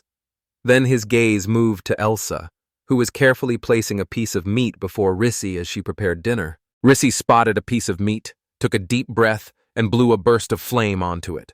The new ability allowed him to control the flames with impressive precision, turning the meat into a nicely seared, juicy dish. Elsa noticed her pup's incredible abilities and, surprised, said their Reissi seemed to be turning into a real monster. Worry and wonder mixed in her voice. Ralph watched, nodded in agreement, and added that despite the new talent, Reissi was still the same sweet wolf they all loved. Vanessa, smiling slightly, said to Bernard, "It looks like Reissi is okay." Bernard, lost in thought, frowned a little, and warned that even if that is true, they must not forget his demonic nature and the high chance of transformation. His serious tone made everyone pause. He added that meeting Reissi felt fated, as if the stars had aligned to bring them together. His eyes shone with intent as he spoke about their paths crossing not by chance, and how the meeting seemed like a sign from above that their bond was destined. With passion in her voice, she said that Reissi was still the same, his heart and soul unchanged. She hugged the wolf pup tightly, feeling its soft fur and warm body. Ralph said encouragingly that he was still their gentle Reissi, the one they know and love. Feeling his friend's care and love, the pup started licking himself, his eyes shining with friendliness and loyalty. Bernard watched the touching scene and smiled, realizing that despite the changes and new abilities, Reissi remained the same ordinary wolf. Bernard's words calmed everyone, and the camp once again settled into a warm, friendly atmosphere. The next day, as the sun rose over the horizon, Bernard's group headed to the Adventurers Guild. They entered a grand building with high wooden beams and walls decorated with trophies and banners, and everyone in the hall turned to look at them. Surprise and respect showed on their faces, and whispers spread through the hall. Ralph and Bernard were stunned by the unexpected attention. Bernard glanced at Ralph and noted that it seemed everyone already knew about their adventures and achievements. The adventurers' chatter grew louder, and snippets of conversation said Ralph had defeated a demon the famed Golden Lions could not beat, a demon that had proved too strong even for them. One of the adventurers said they had reached a wasteland of endless storms full of dangerous monsters, where conditions were brutal, the food was poor, and danger lurked at every step. Stunned by what he heard, he seemed unable to believe his ears as the guildmaster, Mr. Fran, a tall man with wise eyes and a confident stride, came up and warmly said he was glad to see them unharmed. The conversation began when someone said they had heard Figaro and his team went to explore the dungeons without an official request. Fran was genuinely surprised and a little annoyed, saying Figaro was acting without the guild's permission. Bernard nodded in understanding and confirmed Figaro often ignores formalities and prefers to decide for himself. Art pulled a folder of documents from his bag and handed it to his friend. Clearly interested and respectful, the friend invited him to his office to discuss the details. The old office was a cozy room with antique oak shelves filled with books and artifacts from ages past, maps and drawings of mythical creatures and legendary places on the walls, and Bernard, Ralph, and Elsa sat at a large wooden table, as Bernard explained that they still could not identify the exact name of the site they were investigating, but suspected it might contain the remains of a goddess similar to the one in the ancient crypt. Bernard continued, saying the dungeon entrance is near Lake Van and that some rooms inside are flooded, which makes exploration difficult, and he stressed they only found the hideout because Ralph and Elsa uncovered another, less obvious entrance. One day, Franz Geis noticed a drawing in the report of a monster with a lion's head, a goat's face, a snake's tail and wings, asked Bernard to pause and, pointing at the picture, wanted to know what the creature was, and Bernard sighed and said the monster had a protective magical barrier that could repel any attack. Bernard's account grew tenser. He described how they fought the beast and felt all their efforts were useless. Then Bernard looked at Ralph with pride and gratitude, and emphasized that it was Ralph's courage and resolve that made it possible to defeat the monster despite every obstacle. He added that because of its many extraordinary abilities, people might call the creature a chimera, and that name will probably stick. Bren turned to Ralph with a solemn look, and said that because Ralph had discovered the creature, his name should be recorded in the book. Ralph stood before the guildmaster, proud yet slightly embarrassed that his name would appear in the Encyclopedia of Monsters, and he found the moment incredible and exciting. Noting Ralph's reaction, Guard said that once people learn about the new monster, many brave adventurers will want to meet it in person, and stressed the need to share this information with all guilds to prepare adventurers for possible encounters with chimeras. Narud suggested that adding Ralph's name to the encyclopedia might catch his parents' attention, and explained that the waiting rings had belonged to his grandmother, who gave them to the newlyweds when his father married his mother. Bernard's words made him realize he was right. His parents, known for their love of adventure, often worked for different guilds. That gave him hope he would see them again someday. Warmth and resolve filled his heart, and his gaze sharpened. He realized many more adventures lay ahead, but the search for his parents became even more important. Leaving the guild, Ralph and Bernard thanked Fran for his support and help. Fran stopped them at the door and asked Bernard to stay a while because he had another important task for them. Before Fran could explain, a man with a confident, stern bearing addressed them. Almani approached Ralph and Bernard with a serious, determined expression, wearing simple clothes. His gaze was respectful, but insistent. Bowing slightly, he asked them to follow and said Mr. Fersan had invited them. Bernard and Ralph exchanged looks, nodded, and followed Almani down the long guild corridor. After a while, they entered Mr. Forz's simple but elegant office. The room was neatly arranged with heavy bookshelves of old folios, trophies on the walls that spoke of past deeds, and a large dark desk where Mr. Forz sat. His posture commanded respect, and his eyes showed life experience. He stood, greeted them, and invited them to sit. Bernard and Ralph sat at the table with a slight tension. Forz began the conversation with a deep sigh, his face showing a mix of weariness and regret. Apologizing for the inconvenience, he said his foolish son had caused them a lot of trouble. His words sounded sincere, and Bernard and Ralph were stunned and did not know how to reply. The office door suddenly crashed open and a figure stormed in.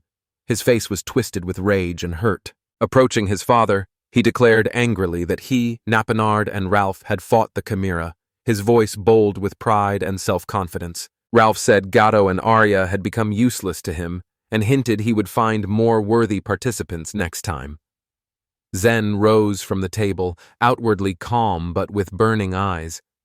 His voice was low yet carried an incredible power as he asked Figaro what it was about, and his words cut the air like a sharp knife. Seeing his father's expression, Figaro fell silent and his confidence instantly melted. A heavy silence followed, as if the air had grown thick. A moment later, Mr. Fraser, his voice calm but his resolve clear, said he was disowning his son. A sound like thunder filled the room. Figaro could not believe what he heard. His face went pale as he froze as if struck by lightning, and his eyes searched for support but found only his father's cold resolve. Mr. Frizan stood in front of his son and watched him thoughtfully, his face showing fatigue and disappointment, and he said he could have overlooked many things, even some of his son's mischief. But now the situation was out of control. Mr. Fersen said Figaro can no longer manage his family and is now only destroying the Fersen family legacy. Hearing those words, Zero wanted to object, but his father's gesture stopped him. Then Zen slowly approached Ralph, eyes full of sincere remorse, and apologized again for all the trouble his son had caused Ralph. Sensing the sincerity in Forzen's words, he quietly replied that there was no need to apologize, because it was thanks to Figaro that he became who he is today, and the words made Figaro fall silent and listen closely. Facing Mr. Forzanzai, he said firmly that being rejected by the Golden Lions and expelled from the guild had led him to meet Elsa and then Mr. Bernard, and that those events brought important people and moments into his life, for which he was grateful to Figaro, and his sincere words of thanks surprised everyone present. The hero was deeply shaken by those words, his face showing a mix of emotions from anger and bitterness to shame and regret, unable to bear it. He ran out of the studio without a word, raced down the mansion corridors and disappeared from view, leaving a heavy silence behind. Xen moved slowly to the window, sighed deeply, and announced that Figaro was his heir. His voice trembled with hidden sadness as he looked into the distance. He admitted he now understood that his son was not ready to inherit the title, too young and immature. The words carried the full weight of a father's disappointment and the pain of lost hopes. Hard. And Ralph stood silently beside him, unsure how to comfort the old man. Their presence at least a little eased Frizan's difficult moments. Turning back to them, he said in a firm, confident voice that maybe Almany could replace Figaro, as if he was already planning ahead. Rosen approached the table, took out a bag of money and set it in front of Bernard and Ralph. His face turned serious again as he solemnly announced that it was a reward for saving his son. Enard took the heavy pouch, smiled slightly, and asked whether Mr. Friesen thought the amount excessive. And Mr. Friesen, smiling kindly, explained the money was a reward not only for the rescue, but also for the trouble caused, stressing his wish to keep friendly ties with the adventurers and merchants, so he considered the gift fair. Rosen, feeling Bernard's and Ralph's looks, continued explaining with steady resolve and genuine earnestness. He said the bag held not only the money to save his son, but also compensation for all the trouble Ralph had suffered. His voice was calm and showed real concern for justice. Rosen noted that because of the groundless accusations, Ralph had been forced to pay the guild debt, which is now fully cancelled. He said he had returned all the money Ralph spent to pay the debt, restoring justice, and Friesen announced that Ralph's confiscated house had been returned to him, bringing waves of relief and joy to everyone present.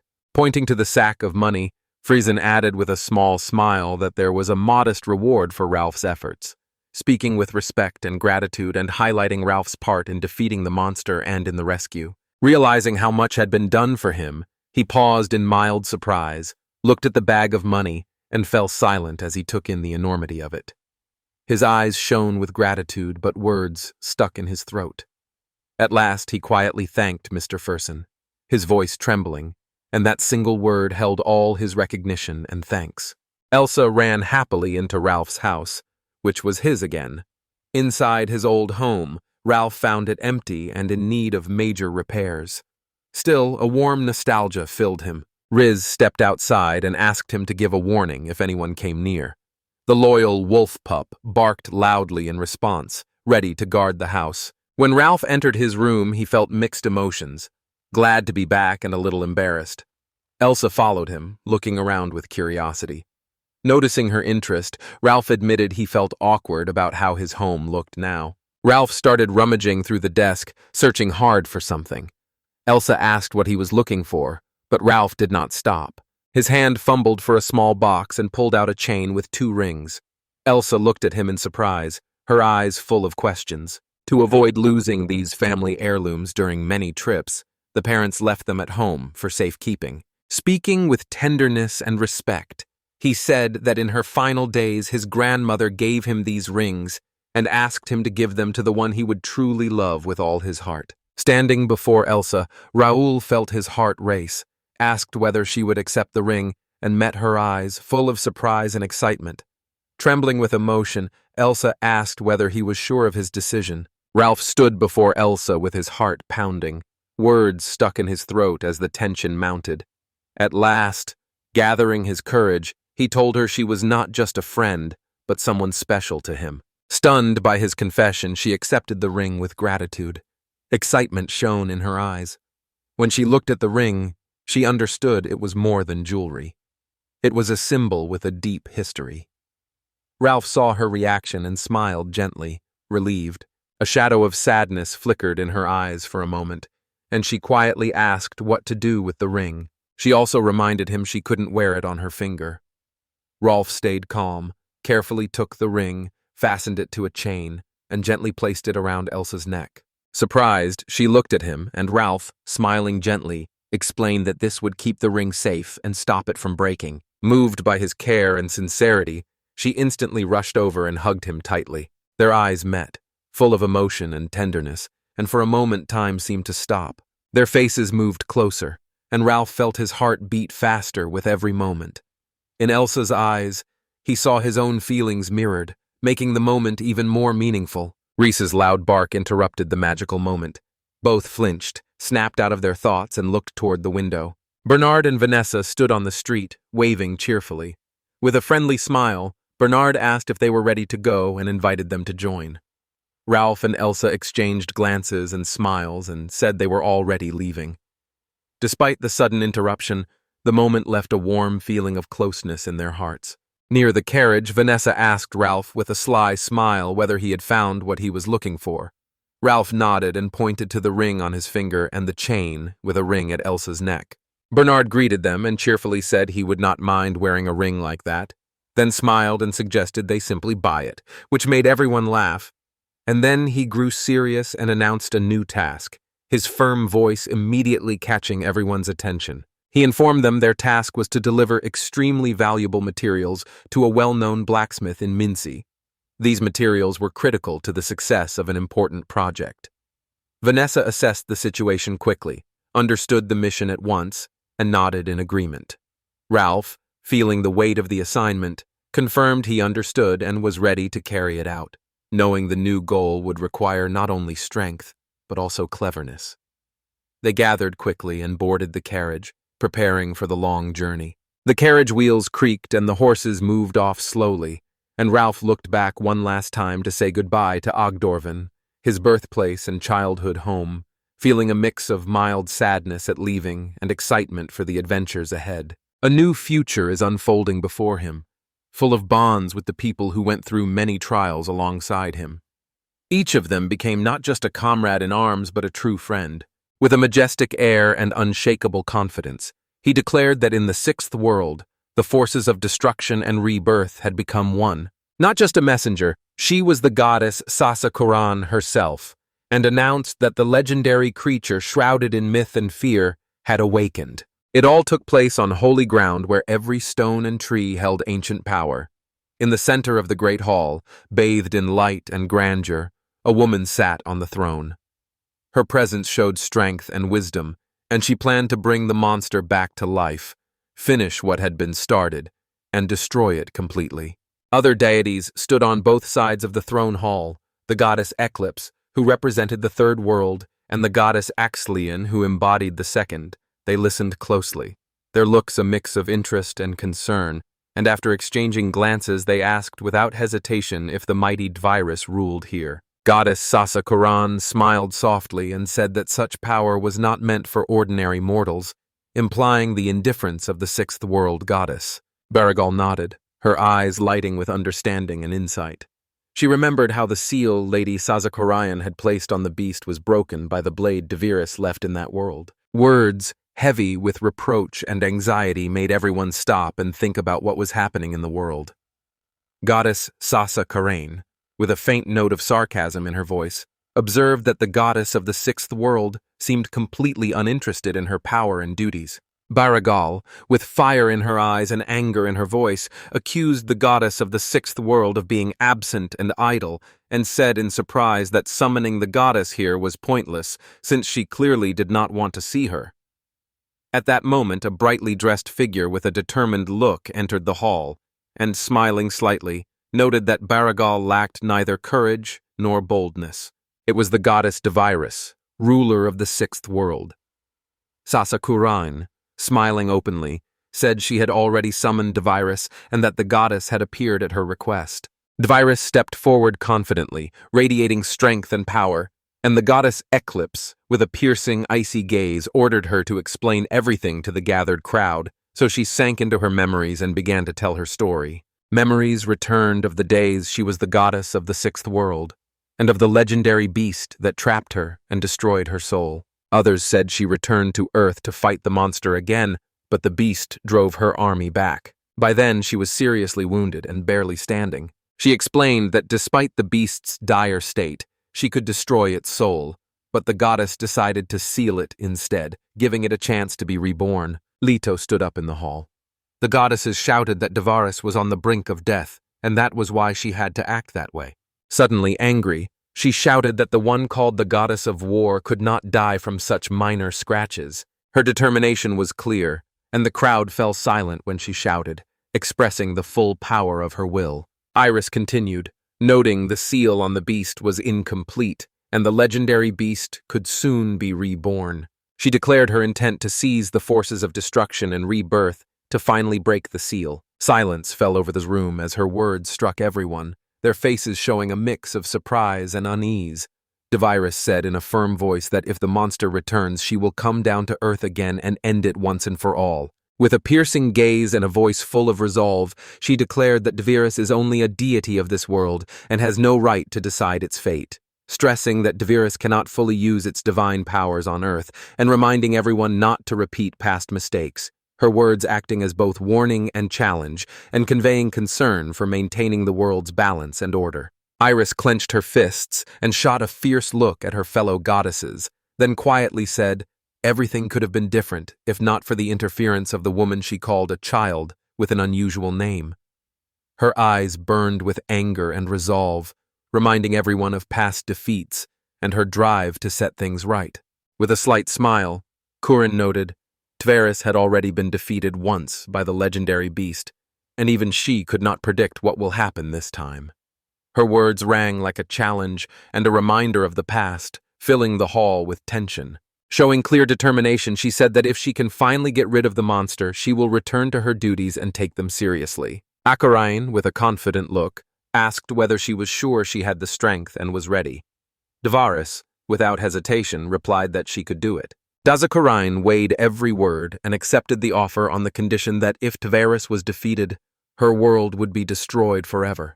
And the other goddesses reacted with shock and confusion. The goddess Axlian approached Sazuku Ryan and gently but firmly reminded her that removing one world could upset the balance across all other universes, urging her to weigh every step and act with caution. Azakarain stayed calm and said it was better to destroy the world than hand it to the beast. Axlian refused to give up and asked Azakarain to listen to the other goddesses before deciding. She slammed the axe on the floor so hard the sound rolled through the hall and said confidently she would not be defeated. Filled with determination and anger, she ordered the goddesses to watch her from their seats.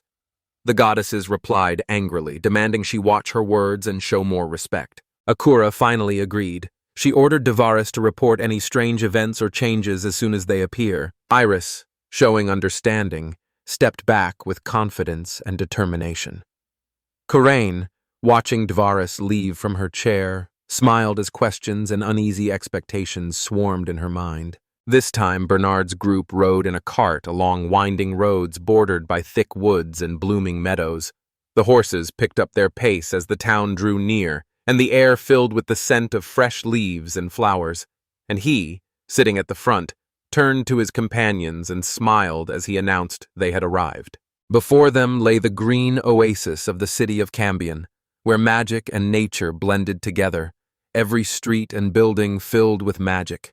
And in the center stood a huge tree whose branches reached for the sky like giant hands embracing the clouds. Spellbound by the sight, he asked what the tree was, and Bernard, with pride and respect in his voice, said it was the spirit tree, sacred and ancient, and the heart of Cambianu. Excited by what she heard, Elsa asked what made the tree unique.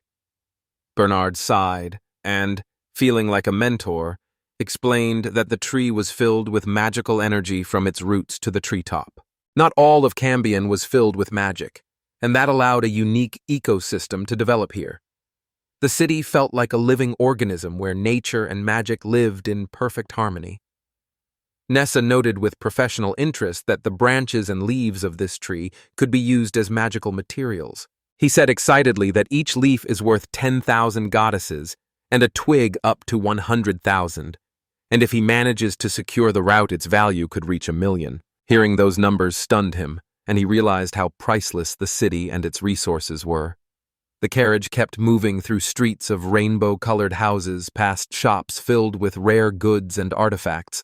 All in the carriage sat quietly, sad and lost in thought, wondering how many secrets and mysteries this world still hides. Remembering with hope the day he joined Mr. Bernard's group, he knew it was one of the best decisions of his life, and traveling with Bernard and the others opened worlds he had never imagined and stirred a thirst for knowledge and adventure.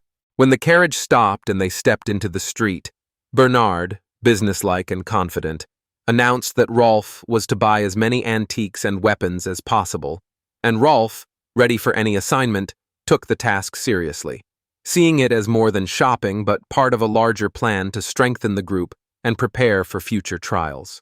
Nessie's eyes sparkled, and a small smile touched her lips, as she said they should keep going with the hard training. Her tone was half joking, but firm determination showed through. Aware of her friend's seriousness, she nodded with responsibility. Her gaze showed she was ready for the coming trials and wanted to grow stronger. Rolf, recalling past training, smiled and said with mild mockery that Vanessa was becoming a true demon at her skills. With a fatherly warmth in his eyes, he watched the team and, seeing their shopping and errands finished, suggested they relax and enjoy the city's beauty. Calm and confident, his voice showed he trusted them and believed they deserved a rest. He invited them to explore the city, soak in its atmosphere, and learn more about its history and culture. Ralph and Elsa exchanged joyful looks and agreed. Near the shop, Raoul felt like everything was starting again. Now he was ready for new discoveries. Elsa noticed his quiet mood and suggested they look for bargains together, and he nodded gratefully. He asked if they needed old things again, and Ralph replied the more they found the better.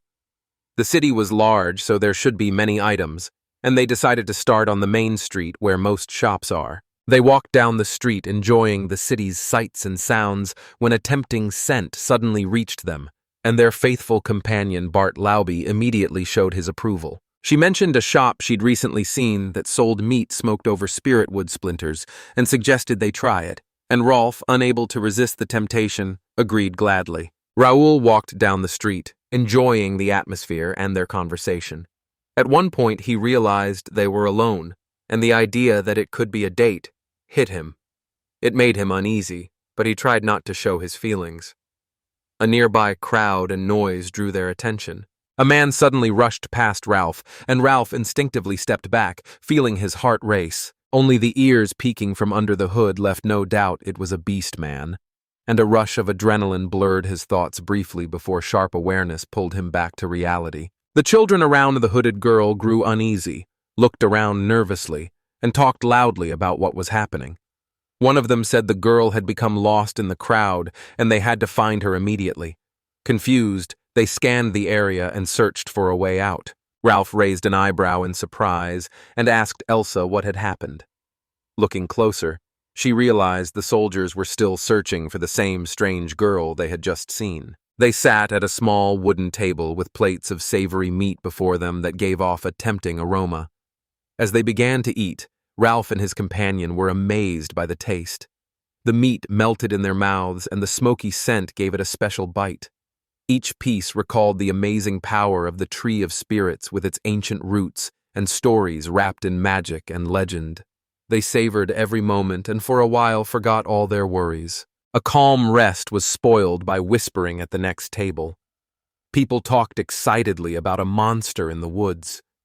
Their voices grew louder, and Ralph could not ignore them. They said it was already the 15th creature this year, which made their voices more anxious. The 12th, hearing this, leaned toward Elsa and reminded her that Vanessa had once mentioned a mission to destroy monsters, and he realized it was a chance to prove himself. So determined, he approached the people discussing the monster and asked them to tell him more. At first wary, Epple quickly changed their mind when Elsa explained that they love adventures. He began by saying that around 5 years ago, the powerful Pleiter family controlled the town. The family settled near the spirit tree and banned access to its resources, trying to take the magical power the tree gives off. The man added that now no one gathers the tree's leaves and twigs. The townspeople say this unrest caused monsters to start regularly attacking the town from the forest. Each year, the attacks grew more frequent and destroyed everything in their path, leaving people in constant fear. The Adventurers Guild was often asked to gather branches and leaves from the spirit tree to fight the monsters. A source said it is just a rumor. The Pleiter family is secretly staging attacks on the city and hiding them as monster attacks. It is said they kidnap people and send them to a mysterious camp. Still curious, they asked again about the camp. But at that moment, a man with a black beard came up and firmly told everyone to stop talking. The bearded man warned that their conversation could be overheard, and that if it happened, they would be in the camp at once.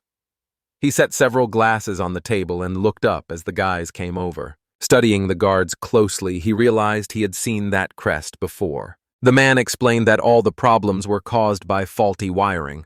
He suggested they stop talking and have a drink to take their minds off unpleasant thoughts. And Elsa, watching, said the town had plenty of problems, which Ralph fully agreed with. Twilight had already fallen over the town when Ralph finished loading the last crates onto the cart. Ralph sighed with relief, glad the tedious job was finally done. Then Elsa beside him said cheerfully that Vanessa and Bernard had returned. Ralph, a little tired but satisfied, nodded and locked the storage, checking that everything was secure. Soon in their cozy, temporary shelter, the table was set, and the nice smell of food filled the room, giving it a homely feel. 12. Eager for news, they asked Bernard what he had seen and whether he had learned anything interesting. Bernard frowned and admitted they had found nothing definite but had heard many unpleasant rumors.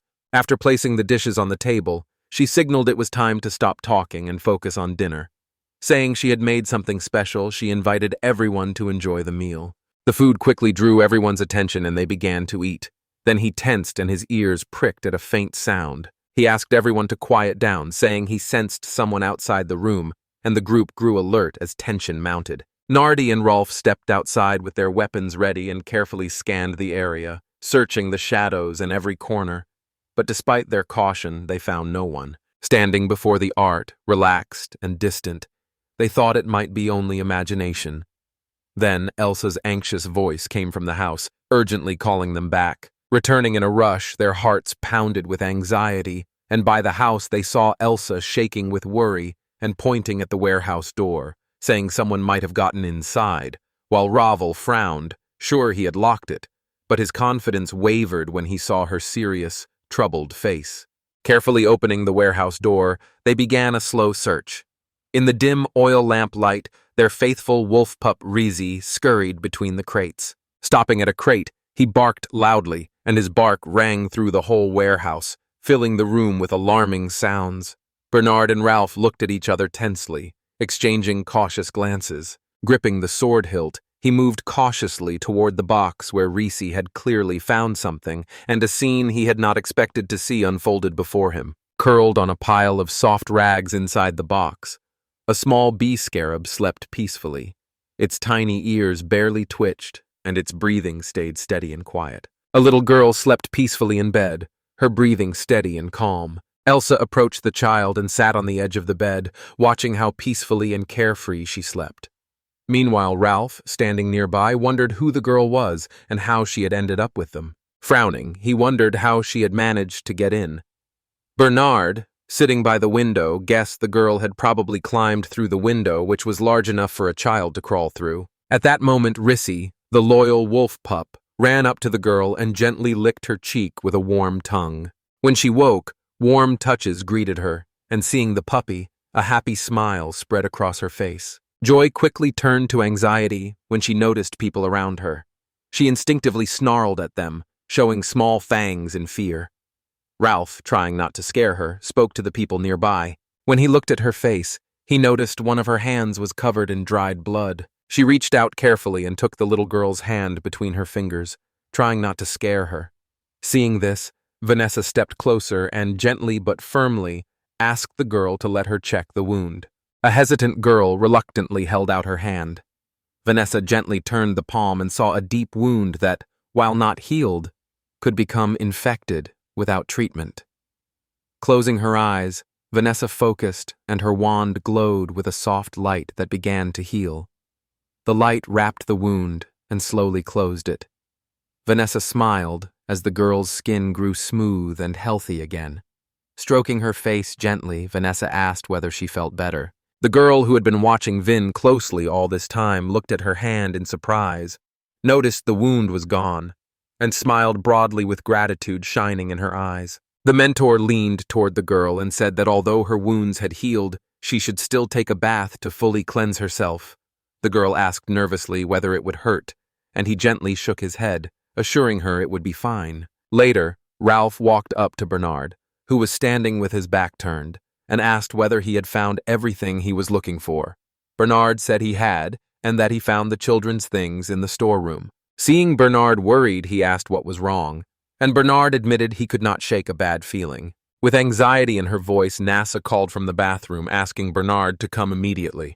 Bernard sighed irritably but went to the bathroom anyway to see what had happened this time. After the shower, he felt a bit better but still couldn't shake the feeling that none of it had been an accident. He returned and saw Vanessa expertly braiding the girl's long, wet hair while Reissi sat comfortably on her lap. Vanessa smiled and said Reissi seemed to have found a new friend. Ralph, watching the scene, suddenly remembered where he had seen the girl before. Ralph suddenly flinched, realizing she was the same girl they'd seen earlier in town. Shocked by the discovery, Ralph remembered the guards chasing the girl. Bernard heard this and looked at her with even greater interest. Her head dropped as she realized she now had to explain herself. Bernard kept pressing her about why she had become the target of such persecution. In a soft, reassuring tone, he calmed her, saying that if she is sincere, they will find a way to help. Right then, her stomach let out a loud growl, and everyone nearby looked at each other in surprise. At last, the girl enjoyed her dinner, eating so eagerly it seemed she hadn't eaten in a long time and was trying to be a good girl. After she finished eating, her eyes grew heavy and she fell asleep at the table from exhaustion. Ralph gently picked her up and carried her to the room where a place to rest had been prepared. Bernard watched and suggested waiting until she woke to ask what had happened and decide what to do next. That evening, after the house fell quiet and everyone settled down to sleep, Elsa lay in bed with the girls cuddled against her. She looked at Raleigh and asked him to lie down next to her. Ralph smiled, settled comfortably on the floor, spread a blanket, and invited Reissi to join him, joking that they had a blanket too. He moved slowly to the lamp, carefully avoiding the items scattered around the room, quietly told L.A. he would turn off the light, and then noticed something else had caught her attention. She turned and saw Reis's loyal wolf pup slowly approach the sleeping girl and lie down beside her. Small teardrops glinted on her cheeks and rolled down slowly, seeming to mirror all her sorrow and worry. Quietly, she leaned over the girl and gently wiped her tears so she would not wake. For a moment, it struck her how much pain and fear that little soul must have suffered to cry even in her sleep. Her hand stroked the child's head, offering all her care and warmth. The sight of that tender moment pulled Ralph suddenly into his memories. He remembered how hard it was after his parents disappeared. Sleep felt impossible because every time he closed his eyes, he saw pits and dangers that could harm his loved ones. His wise, kind grandmother was always there, sitting by his bed until he fell asleep. Looking at the sleeping girl, he felt those memories merge with reality. He moved closer in silence, careful not to disturb her peace. Gently stroking her hair as his grandmother once did, he whispered that she was no longer alone, that they were together and he would protect her. The girl continued to breathe calmly in her sleep. Reis, lying on the bed, invited Ralph to join again. Ralph said 3 on the bed would be cramped, but Elsa smiled and said Reis would move over so there would be enough room. Reis seemed to understand and gave a happy bark, confirming Elsa's words. Waking to a soft, persistent sound, he barely opened his eyes and saw a little girl playing with Reis.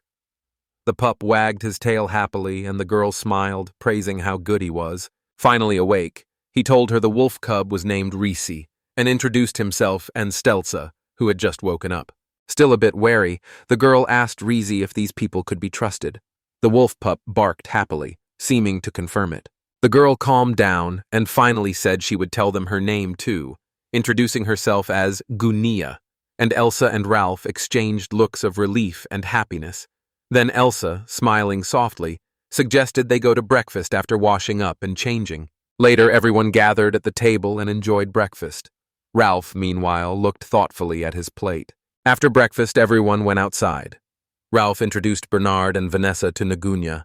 The girls smiled politely and quietly said they would remember their names. Bernard, watching her closely, asked what had happened. A shadow passed across the girl's face. She looked down and her eyes filled with pain. Noticing this, everyone fell silent and waited for her words.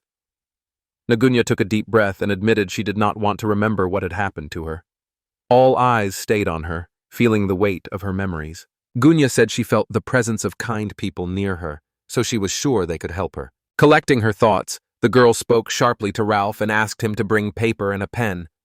Her abrupt tone surprised him a little, but Ralph quickly complied and returned a few minutes later with the needed items. She began to draw on the paper she had brought, and a map-like image appeared under her pen.